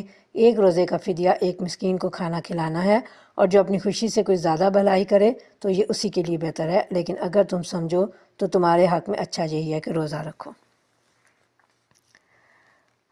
یہاں پہ سیام یعنی صوم کی جمع جس کے شرعی معنی ہے صبح صادق سے لے کر غروب آفتاب تک کھانے پینے اور بیوی سے ہم بستری کرنے سے اللہ کی رضا کے لیے رکے رہنا۔ یہ عبادت چونکہ نفس کی طہارت اور تزکیہ کے لیے بہت اہم ہے، اس لیے اسے تم سے پہلی امتوں پر بھی فرض کیا گیا تھا۔ اس کا سب سے بڑا مقصد تقویٰ کا حصول ہے، اور تقویٰ انسان کے اخلاق و کردار کے سنوارنے میں بنیادی کردار ادا کرتا ہے۔ یہ جو اجازت دی گئی ہے یہ بیمار و مسافر کو رخصت دے دی گئی ہے کہ وہ بیماری یا سفر کی وجہ سے رمضان المبارک میں جتنے روزے نہ رکھ سکے وہ بعد میں رکھ کر روزوں کی تعداد پوری کر لے۔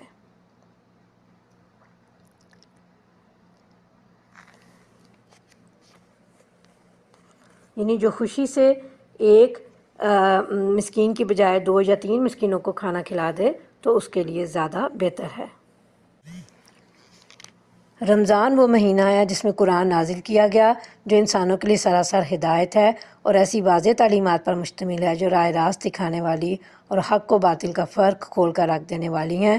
لہٰذا اب سے جو شخص اس مہینے کو پائے اس کو لازم ہے کہ اس پورے مہینے کے روزے رکھے، اور جو کوئی مریض ہو یا سفر پر ہو تو دوسرے دنوں میں روزوں کی تعداد پوری کرے۔ اللہ تمہارے ساتھ نرمی کرنا چاہتا ہے، سختی کرنا نہیں چاہتا، اس لیے یہ طریقہ تمہیں بتایا جا رہا ہے تاکہ تم روزوں کی تعداد پوری کر سکو، اور جس ہدایت سے اللہ نے تمہیں سرفراز کیا ہے اس پر اللہ کی کبریائی کا اظہار و اعتراف کرو اور شکر گزار بنو۔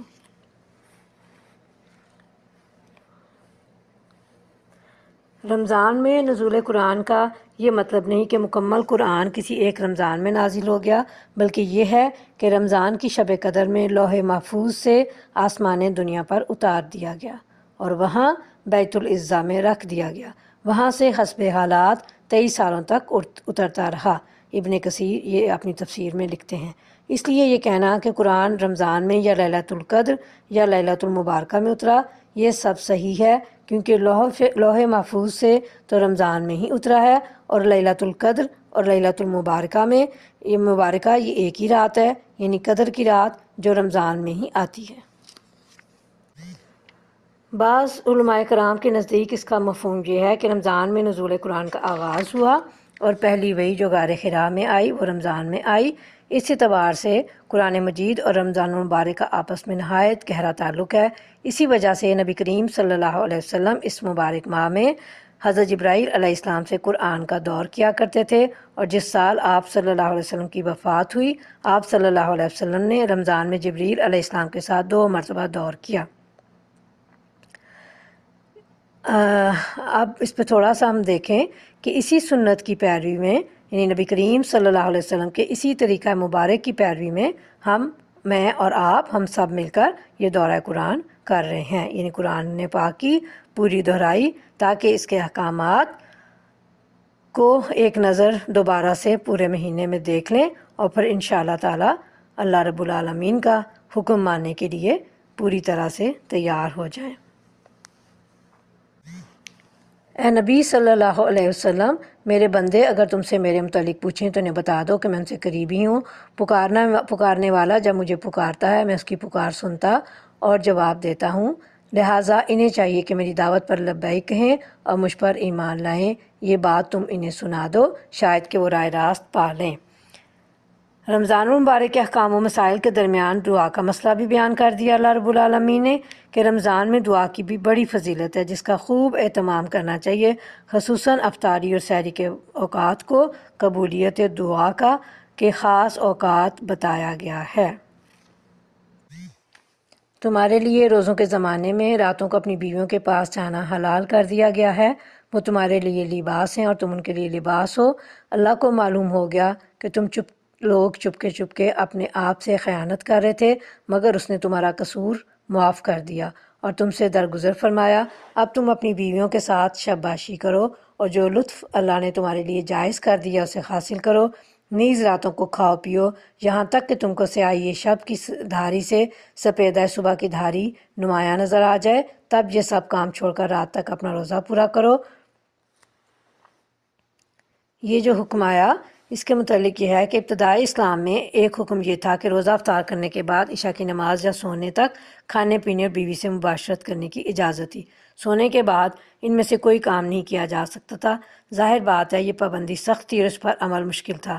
اللہ تعالیٰ نے اس آیت میں یہ دونوں پابندیاں اٹھا لیں اور افطار سے لے کر صبح صادق تک کھانے پینے اور بیوی سے مباشرت کرنے کی اجازت مرحمت فرما دی۔ یعنی رات ہوتے ہی غروب شمس کے فوراً بعد روزہ افطار کر لو، تاخیر مت کرو، جیسا کہ حدیث میں بھی روزہ جلد افطار کرنے کی تاکید اور فضیلت آئی ہے۔ دوسرا یہ کہ وصال مت کرو۔ وصال کا مطلب ہے ایک روزہ افطار کیے بغیر دوسرا روزہ رکھ لینا۔ نبی کریم صلی اللہ علیہ وسلم نے نہایت سختی سے منع فرمایا ہے۔ جب تم مساجد میں معتکف ہو تو بیویوں سے مباشرت نہ کرو، یہ اللہ کی باندھی ہوئی حدیں ہیں، ان کے قریب نہ پھٹکنا۔ اس طرح اللہ اپنے احکام لوگوں کے لیے بصراحت بیان کرتا ہے، توقع ہے کہ وہ غلط رویے سے بچیں گے۔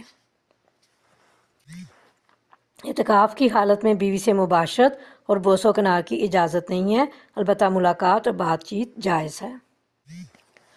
اور تم لوگ نہ تو آپس میں ایک دوسرے کے مال ناروا طریقے سے کھاؤ اور نہ حاکموں کے آگے ان کو اس غرض کے لیے پیش کرو کہ تمہیں دوسروں کے مال کا کوئی حصہ قصداً ظالمانہ طریقے سے کھانے کا موقع مل جائے۔ اس سے مراد یہ ہے کہ کوئی ایسا شخص جس کے پاس کسی کا حق ہو لیکن حق والے کے پاس ثبوت نہ ہو، اس کمزوری سے فائدہ اٹھا کر وہ عدالت یا حاکم مجاز سے اپنے حق میں فیصلہ کروا لے اور اس طرح دوسرے کا حق غصب کر لے۔ یہ ظلم ہے اور حرام ہے۔ عدالت کا فیصلہ ظلم اور حرام کو جائز اور حلال نہیں کر سکتا، یہ ظالم عند اللہ مجرم ہوگا۔ اے نبی صلی اللہ علیہ وسلم، لوگ آپ سے چاند کی گھٹتی بڑھتی صورتوں کے متعلق پوچھتے ہیں، کہو کہ یہ لوگوں کے لیے تاریخوں کی تعین کی اور حج کی علامتیں ہیں، نیز ان سے کہو یہ کوئی نیکی کا کام نہیں ہے کہ تم اپنے گھروں میں پیچھے کی طرف سے داخل ہوتے ہو۔ نیکی تو اصل میں یہ ہے کہ آدمی اللہ کی ناراضگی سے بچے، لہٰذا تم اپنے گھروں میں دروازے ہی سے آیا کرو، البتہ اللہ سے ڈرتے رہو، شاید کہ تمہیں فلاح نصیب ہو جائے۔ بہت ساری توہم پرستیوں کی رسمیں جو تھیں وہ عرب میں رائج تھیں۔ ان میں سے ایک یہ بھی تھی کہ جب حج کے لیے احرام باندھ لیتے اور پھر ان کو واپس گھر کے اندر کسی کام کے لیے جانا پڑتا تو اپنے گھر میں دروازے سے داخل نہ ہوتے، بلکہ پیچھے سے دیوار کود کر یا دیوار میں کھڑکی سی بنا کر داخل ہوا کرتے تھے، اور سفر سے واپس آ کر بھی گھروں میں پیچھے سے داخل ہوا کرتے تھے۔ اللہ رب العالمین نے نہ صرف ان کی اس رسم کی تردید کی بلکہ ان تمام توہمات پر یہ کہہ کر ضرب لگائی ہے کہ نیکی ان رسموں میں نہیں ہے، بلکہ اصل نیکی اللہ سے ڈرنا اور اس کے احکام کی خلاف ورزی سے بچنا ہے۔ اور تم اللہ کی راہ میں ان لوگوں سے لڑو جو تم سے لڑتے ہیں، مگر زیادتی نہ کرو، اللہ زیادتی کرنے والوں کو پسند نہیں کرتا۔ ان سے لڑو جہاں بھی تمہارا ان سے مقابلہ پیش آئے، اور انہیں نکالو جہاں سے انہوں نے تم کو نکالا ہے، اس لیے کہ قتل اگرچہ برا ہے مگر فتنہ اس سے بھی زیادہ برا ہے۔ یہاں فتنے سے مراد ہے کسی گروہ یا شخص کو محض اس بنا پر ظلم و ستم کا نشانہ بنانا کہ اس نے باطل کو چھوڑ کر حق کو قبول کر لیا ہے۔ اور مسجد حرام کے قریب جب تک تو وہ تم سے نہ لڑیں تم بھی نہ لڑو، مگر جب وہ وہاں لڑنے سے نہ چوکیں تو تم بھی بے تکلف انہیں مارو، کہ ایسے کافروں کی یہی سزا ہے۔ پھر اگر وہ باز آ جائیں تو جان لو کہ اللہ معاف کرنے والا اور رحم فرمانے والا ہے۔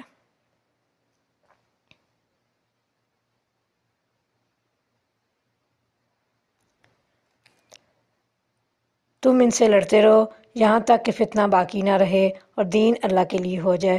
پھر اگر وہ باز آ جائیں تو سمجھ لو کہ ظالموں کے سوا اور کسی پر دست درازی روا نہیں۔ ماہ حرام کا بدلہ ماہ حرام ہی ہے اور تمام حرمتوں کا لحاظ برابری کے ساتھ ہوگا، لہٰذا جو تم پر دست درازی کرے تم بھی اسی طرح اس پر دست درازی کرو، البتہ اللہ سے ڈرتے رہو اور یہ جان رکھو کہ اللہ انہی لوگوں کے ساتھ ہے جو اس کی حدود توڑنے سے پرہیز کرتے ہیں۔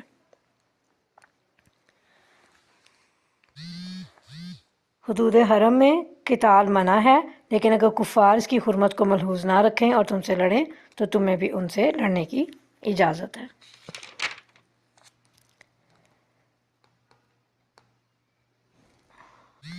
اہل عرب میں حضرت ابراہیم علیہ السلام کے وقت سے ایک قاعدہ چلا آ رہا تھا کہ ذیقعد، ذی الحج اور محرم کے 3 مہینے حج کے لیے مختص تھے اور رجب کا مہینہ عمرے کے لیے خاص کیا گیا تھا، اور ان 4 مہینوں میں جنگ اور قتل و غارت گری ممنوع تھی تاکہ زائرین کعبہ جانے کے لیے امن و امان کے ساتھ اللہ کے گھر کی طرف جا سکیں اور اپنے گھروں کو واپس ہو سکیں۔ اس بنا پر ان مہینوں کو حرام کہا جاتا تھا۔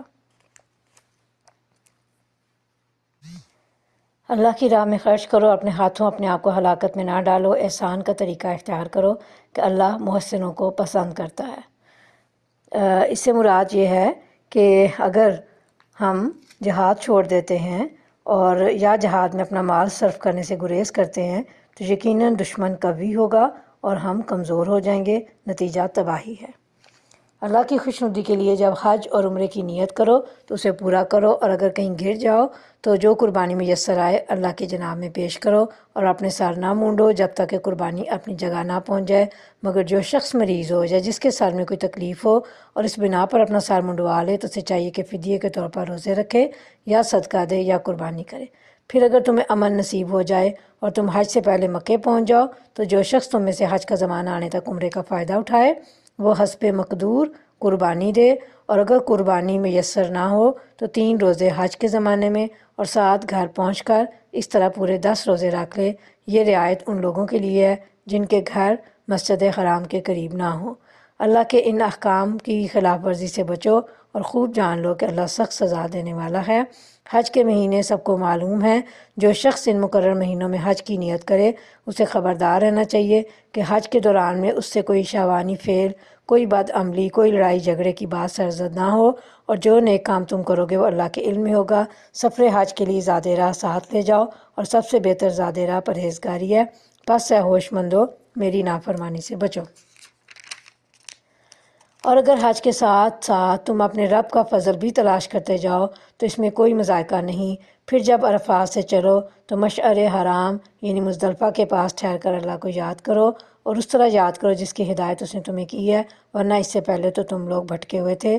پھر جہاں سے اور سب لوگ پلٹتے ہیں وہیں سے تم بھی پلٹو اور اللہ سے معافی چاہو، یقیناً وہ معاف کرنے والا اور رحم فرمانے والا ہے۔ پھر جب اپنے حج کے ارکان ادا کر چکو تو جس طرح پہلے اپنے آباء و اجداد کا ذکر کرتے تھے اس طرح اب اللہ کا ذکر کرو، بلکہ اس سے بھی بڑھ کر۔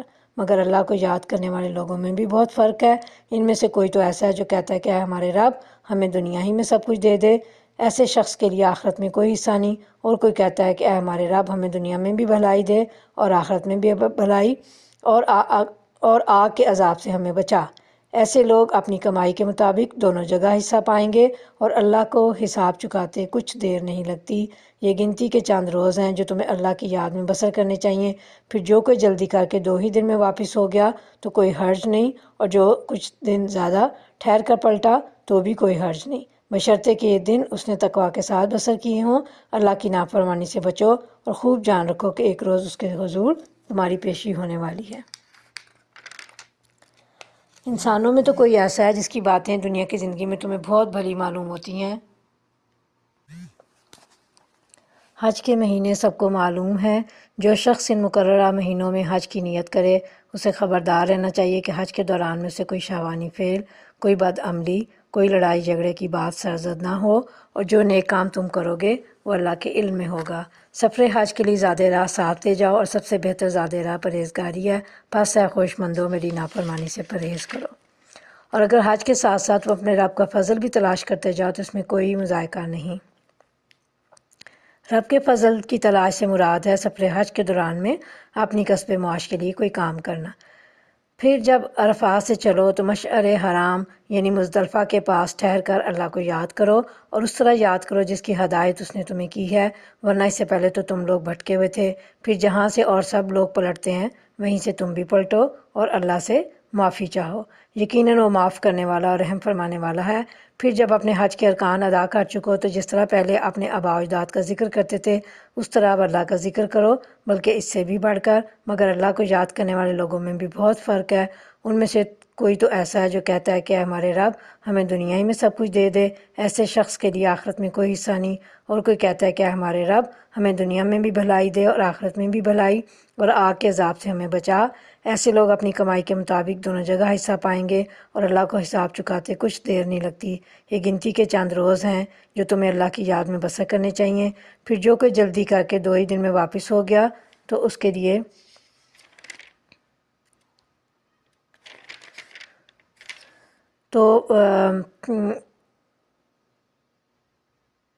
کوئی حرج نہیں، اور کچھ زیادہ دیر ٹھہر کر پلٹا تو بھی کوئی حرج نہیں، بشرطے کہ یہ دن اس نے تقوی کے ساتھ بسر کیے ہوں۔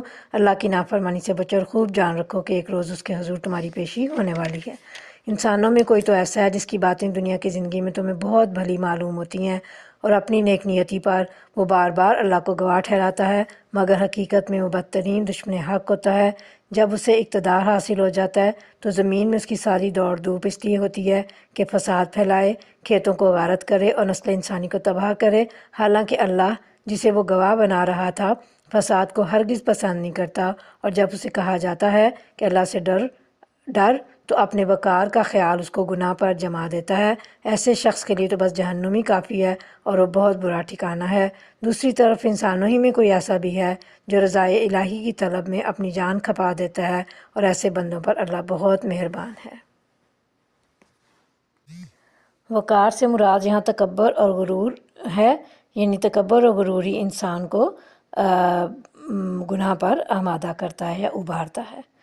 دوسرے جو یہاں پہ فرمایا اللہ رب العالمین نے کہ ایسے شخص کے لیے کہ دوسری طرف انسانوں ہی میں کوئی ایسا بھی ہے جو رضا الہی کی طلب میں اپنی جان کھپا دیتا ہے، تو مفسرین کہتے ہیں کہ یہ آیت حضرت صہیب رومی کے بارے میں نازل ہوئی کہ جب وہ ہجرت کرنے لگے تو کافروں نے کہا کہ یہ مال سب یہاں کا کمایا ہوا ہے، اسے ہم ساتھ نہیں لے جانے دیں گے۔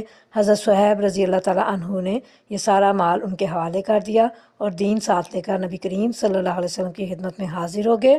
آپ صلی اللہ علیہ وسلم نے سن کر فرمایا صہیب نے نفع بخش تجارت کی ہے، 2 مرتبہ یہ فرمایا۔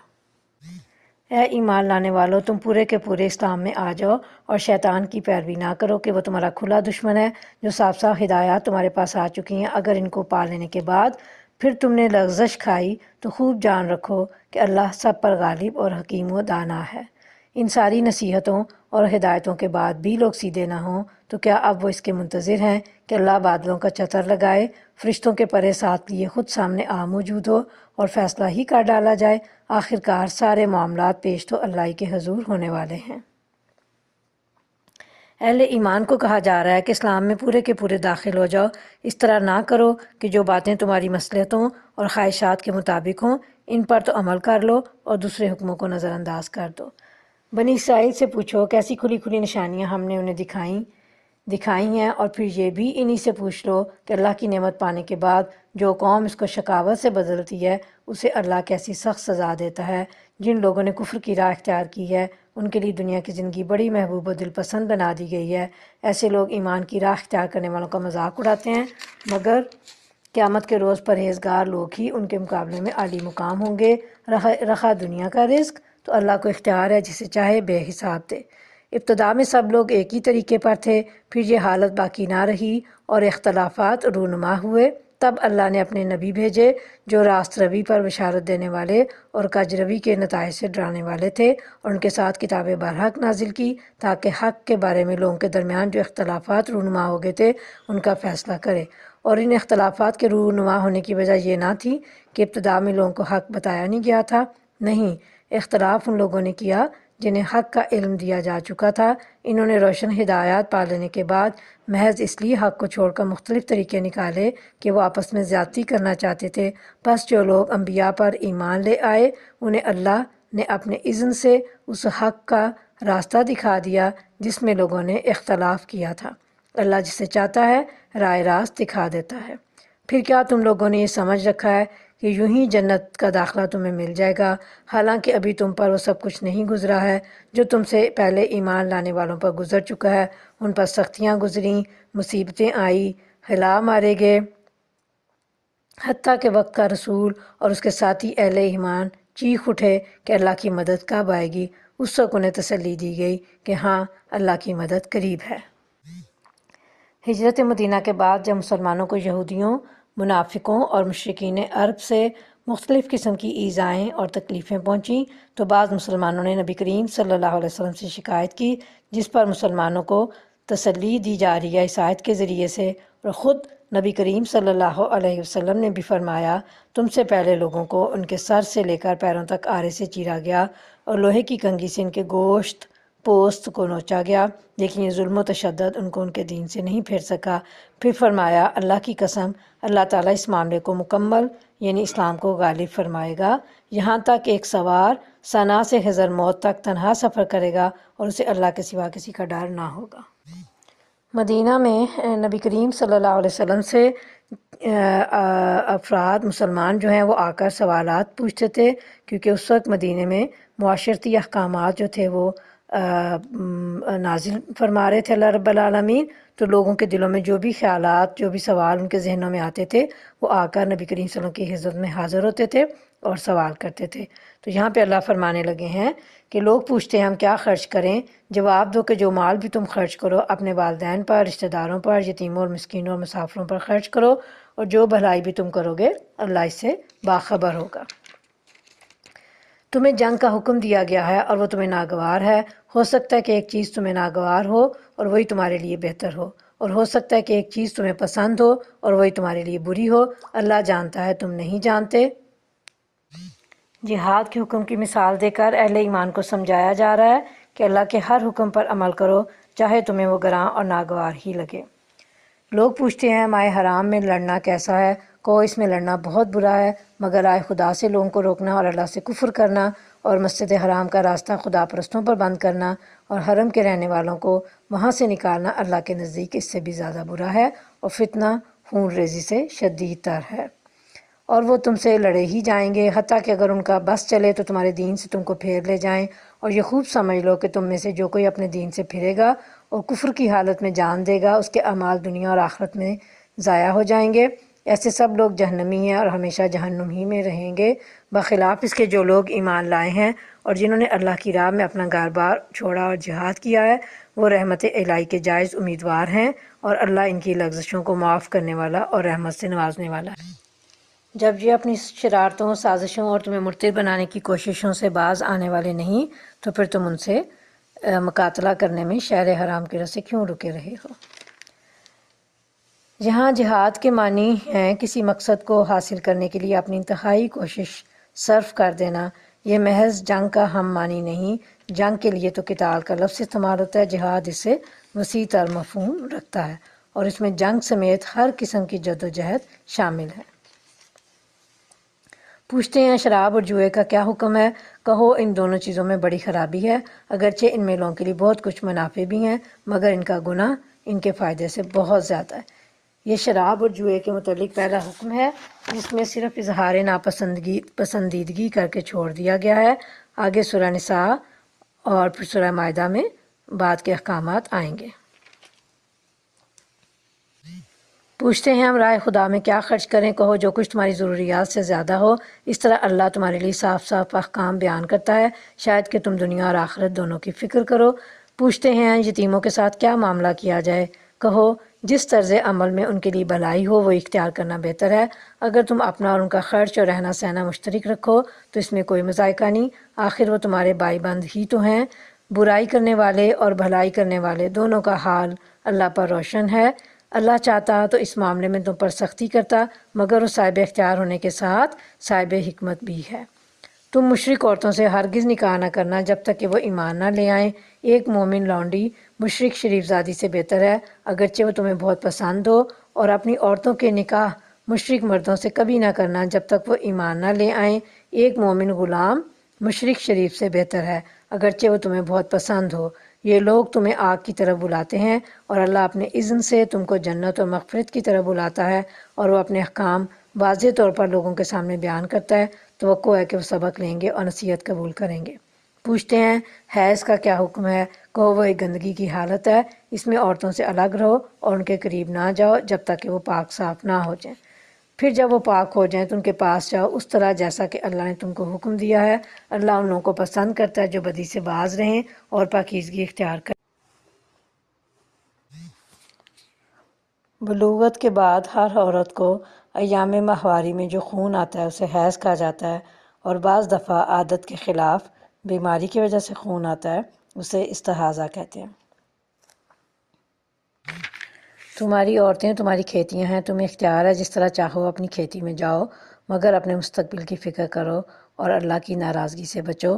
خوب جان لو کہ تمہیں ایک دن اس سے ملنا ہے، اور اے نبی صلی اللہ علیہ وسلم جو تمہاری ہدایات کو مان لیں انہیں فلاح و سعادت کی خوشخبری دے دو۔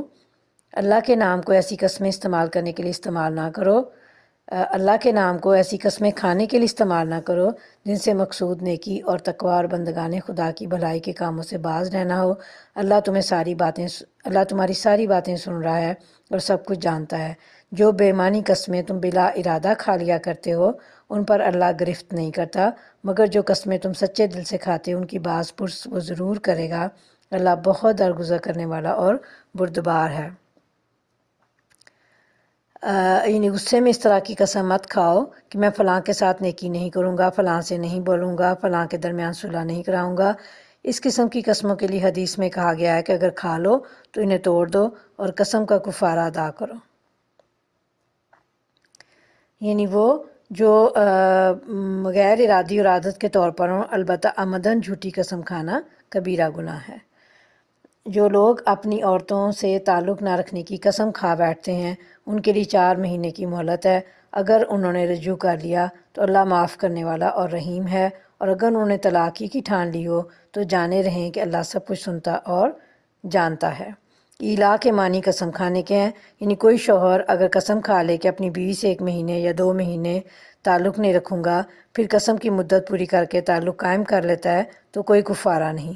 ہاں، اگر مدت پوری ہونے سے قبل تعلق قائم کرے گا تو کفارہ قسم ادا کرنا ہوگا، اور اگر 4 مہینے سے زیادہ مدت کے لیے یا مدت کی تعین کے بغیر قسم کھانا ہے تو اس آیت میں ایسے لوگوں کے لیے مدت کا تعین کر دیا گیا ہے کہ وہ 4 مہینے گزرنے کے بعد یا تو بیوی سے تعلق قائم کر لیں یا پھر اسے طلاق دے دیں۔ جن عورتوں کو طلاق دی گئی ہو وہ 3 مرتبہ ایام ماہواری آنے تک اپنے آپ کو روکے رکھیں، اور ان کے لیے جائز نہیں ہے کہ اللہ نے ان کے رحم میں جو کچھ خلق فرمایا ہو اسے چھپائیں۔ انہیں ہرگز ایسا نہ کرنا چاہیے اگر وہ اللہ اور روز آخر پر ایمان رکھتی ہیں۔ ان کے شوہر تعلقات درست کر لینے پر آمادہ ہوں تو وہ اس عدت کے دوران میں انہیں پھر اپنی زوجیت میں واپس لے لینے کے حقدار ہیں۔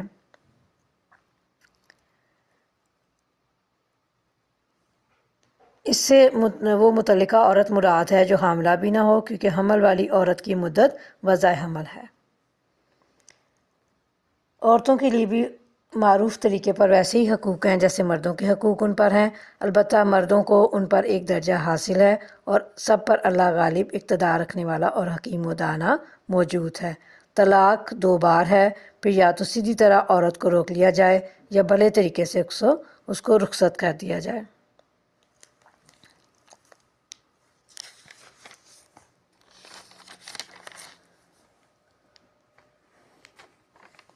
یعنی وہ طلاق جس میں خامند کو عدت کے اندر رجوع کرنے کا حق حاصل ہے وہ 2 مرتبہ ہے۔ پہلی مرتبہ طلاق کے بعد بھی، اور دوسری مرتبہ طلاق کے بعد رجوع ہو سکتا ہے۔ تیسری مرتبہ طلاق دینے کے بعد رجوع کی اجازت نہیں ہے۔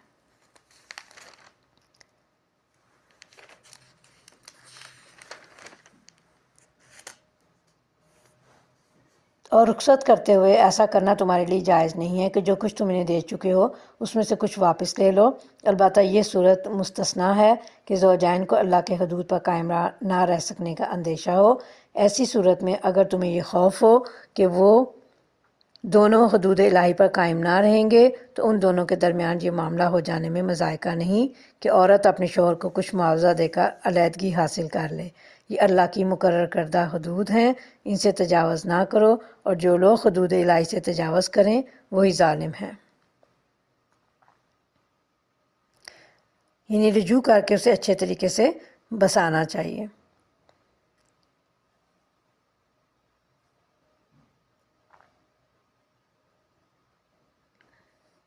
پھر اگر 2 بار طلاق دینے کے بعد شوہر نے عورت کو تیسری بار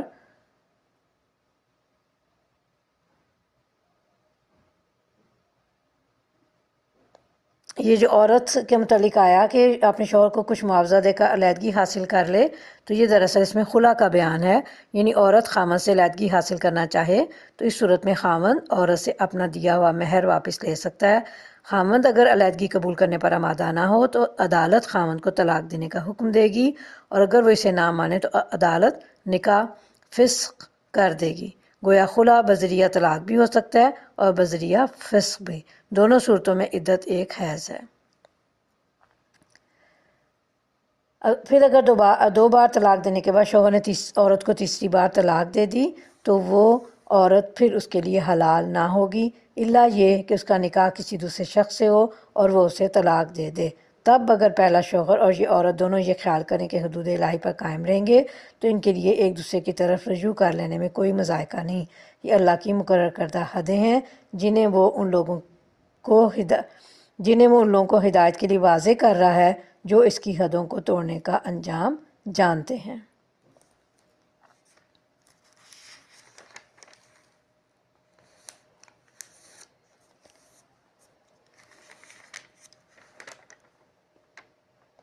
یعنی کسی وقت بھی کسی وقت خود اپنی مرضی سے طلاق دے دے، اس سے سازشی نکاح اور طلاق کا کوئی جواز اس سے سازشی نکاح اور طلاق کا کوئی جواز نہیں نکلتا جو محض پہلے شوہر کے لیے عورت کو حلال کرنے کی خاطر کیا گیا ہو۔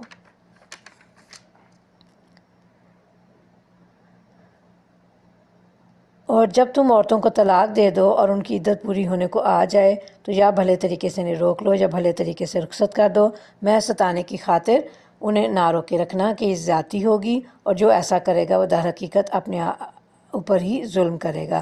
اللہ کی آیات کا کھیل نہ بناؤ، بھول نہ جاؤ کہ اللہ نے کس نعمت عظمیٰ سے تمہیں سرفراز کیا ہے۔ وہ تمہیں نصیحت کرتا ہے کہ جو کتاب اور حکمت اس نے تم پر نازل کیا ہے اس کا احترام ملحوظ رکھو، اللہ سے ڈرو اور خوب جان لو کہ اللہ کو ہر بات کی خبر ہے۔ جب تم اپنی عورتوں کو طلاق دے چکو اور وہ اپنی عدت پوری کر لیں تو پھر اس میں معنی نہ ہو کہ وہ اپنے زیر تجویز شوہروں سے نکاح کر لیں جبکہ وہ معروف طریقے سے باہم مناکحت پر راضی ہوں۔ تمہیں نصیحت کی جاتی ہے کہ ایسی حرکت ہرگز نہ کرنا۔ اگر تم اللہ اور روز آخر پر ایمان لانے والے ہو، تمہارے لیے شائستہ اور پاکیزہ طریقہ یہی ہے کہ اس سے باز رہو، اللہ جانتا ہے تم نہیں جانتے۔ جو باپ چاہتے ہوں کہ ان کی اولاد پوری مدت رضاع تک دودھ پیے تو مائیں اپنے بچوں کو کامل 2 سال دودھ پلائیں۔ اس صورت میں بچے کے باپ کو معروف طریقے سے انہیں کپڑا کھانا دینا ہوگا، مگر کسی پر اس کی وسعت سے بڑھ کر بار نہ ڈالنا چاہیے۔ نہ تو ماں کو اس وجہ سے تکلیف میں ڈالا جائے کہ بچہ اس کا ہے، اور نہ باپ ہی کو اس وجہ سے تنگ کیا جائے کہ بچہ اس کا ہے۔ دودھ پلانے والی کا یہ حق جیسا بچے کے باپ پر ہے ویسا اس کے وارث پر بھی ہے، لیکن اگر فریقین باہمی رضامندی اور مشورے سے دودھ چھڑانا چاہیں تو ایسا کرنے میں کوئی مذائقہ نہیں، اور اگر تمہارا خیال اپنی اولاد کو کسی غیر عورت سے دودھ پلوانے کا ہو تو اس میں بھی کوئی خرچ نہیں، بشرطے کہ اس کا جو کچھ معاوضہ طے کرو وہ معروف طریقے پر ادا کرو۔ اللہ سے ڈرو اور جان رکھو کہ جو کچھ تم کرتے ہو سب اللہ کی نظر میں ہے۔ تم میں سے جو لوگ مر جائیں ان کے پیچھے اگر ان کی بیویاں زندہ ہوں تو وہ اپنے آپ کو 4 مہینے 10 دن روکے رکھیں، پھر جب ان کی عدت پوری ہو جائے تو انہیں اختیار ہے اپنی ذات کے معاملے میں معروف طریقے سے جو چاہیں کریں، تم پر اس کی کوئی ذمہ داری نہیں۔ اللہ تم سب کے اعمال سے باخبر ہے۔ زمانہ عدت میں خواہ تم ان بیوہ عورتوں کے ساتھ منگنی کا ارادہ اشارے کنائے میں ظاہر کرو، خواہ دل میں چھپائے رکھو، دونوں صورتوں میں کوئی مذائقہ نہیں۔ اللہ جانتا ہے کہ ان کا خیال تو تمہارے دل میں آئے گا ہی، مگر دیکھو خفیہ عہد و پیمان نہ کرنا۔ اگر کوئی بات کرنی ہے تو معروف طریقے سے کرو، اور عقد نکاح باندھنے کا فیصلہ اس وقت تک نہ کرو جب تک کہ عدت پوری نہ ہو جائے۔ خوب سمجھ لو کہ اللہ تمہارے دلوں کا حال تک جانتا ہے، لہٰذا اس سے ڈرو۔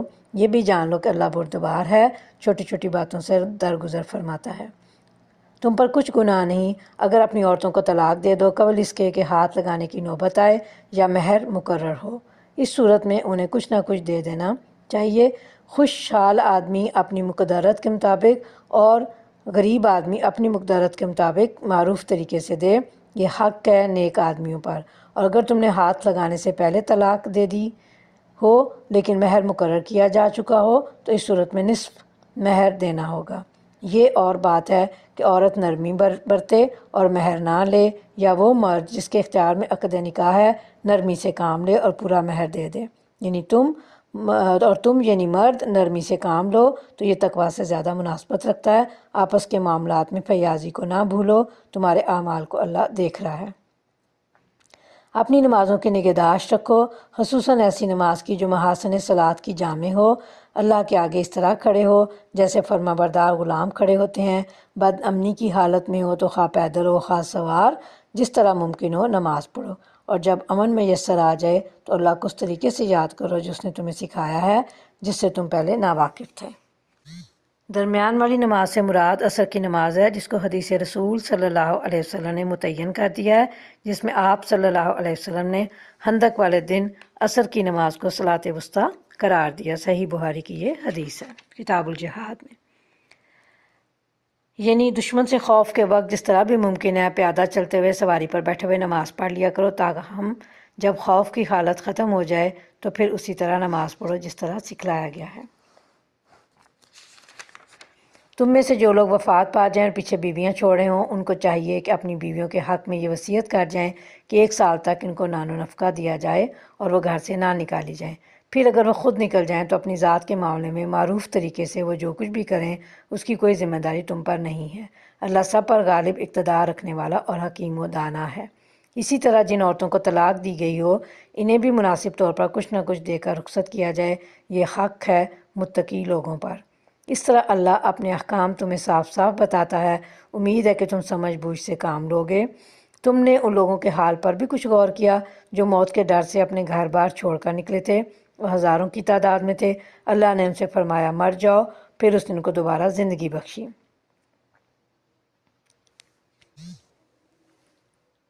یہ اشارہ بنی اسرائیل کے واقعہ خروج کی طرف ہے۔ سورہ مائدہ کے چوتھے رکوع میں اللہ تعالیٰ نے اس کی تفصیل بیان کی، انشاءاللہ ہم آگے دیکھیں گے۔ حقیقت یہ ہے کہ اللہ انسان پر بڑا فضل فرمانے والا ہے، مگر اکثر لوگ شکر ادا نہیں کرتے۔ مسلمانوں، اللہ کی راہ میں جنگ کرو اور خوب جان رکھو کہ اللہ سننے والا اور جاننے والا ہے۔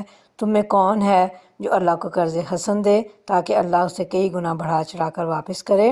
گھٹانا بھی اللہ کے اختیار میں ہے اور بڑھانا بھی، اور اسی کی طرف تمہیں پلٹ کر جانا ہے۔ قرض حسن سے مراد اللہ کی راہ میں اور جہاد میں مال خرچ کرنا ہے، یعنی جان کی طرح مالی قربانی میں بھی تعامل مت کرو۔ رزق کی کشادگی اور کمی بھی اللہ کے اختیار میں ہے، اور وہ دونوں طریقوں سے تمہاری آزمائش کرتا ہے، کبھی رزق میں کمی کر کے اور کبھی اس میں فراوانی دے کر۔ پھر تم نے اس معاملے پر بھی غور کیا جو موسیٰ علیہ السلام کے بعد سرداران بنی اسرائیل کو پیش آیا تھا۔ انہوں نے اپنے نبی سے کہا ہمارے لیے ایک بادشاہ مقرر کر دو تاکہ ہم اللہ کی راہ میں جنگ کریں۔ نبی نے پوچھا کہیں ایسا تو نہ ہوگا کہ تم کو لڑائی کا حکم دیا جائے اور پھر تم نہ لڑو؟ وہ کہنے لگے بھلا یہ کیسے ہو سکتا ہے کہ ہم راہ خدا میں نہ لڑیں جبکہ ہمیں اپنے گھروں سے نکال دیا گیا ہے اور ہمارے بال بچے ہم سے جدا کر دیے گئے ہیں؟ مگر جب ان کو جنگ کا حکم دیا گیا تو ایک قلیل تعداد کے سوا وہ سب پیچھ موڑ گئے، اور اللہ ان میں سے ایک ایک ظالم کو جانتا ہے۔ ان کے نبی نے ان سے کہا کہ اللہ نے طالوت کو تمہارے لیے بادشاہ مقرر کیا ہے۔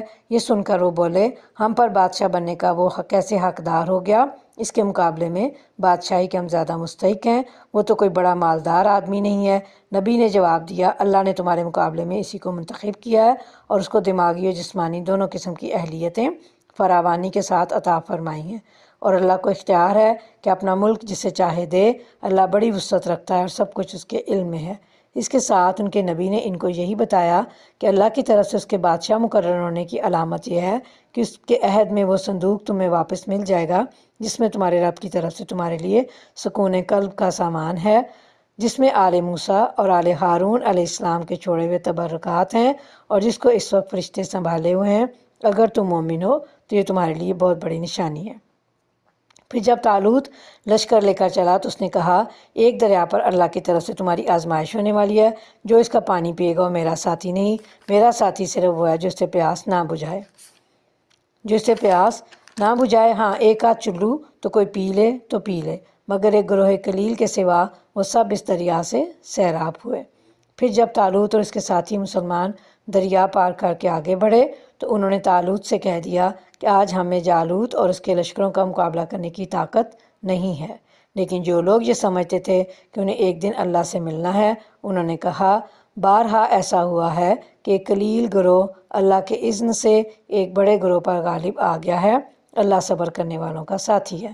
اور جب وہ طالوت اور اس کے لشکروں کے مقابلہ پر نکلے تو انہوں نے دعا کی اے ہمارے رب، ہم پر صبر کا فیضان کر، ہمارے قدم جما دے اور اس کافر گروہ پر ہمیں فتح نصیب کر۔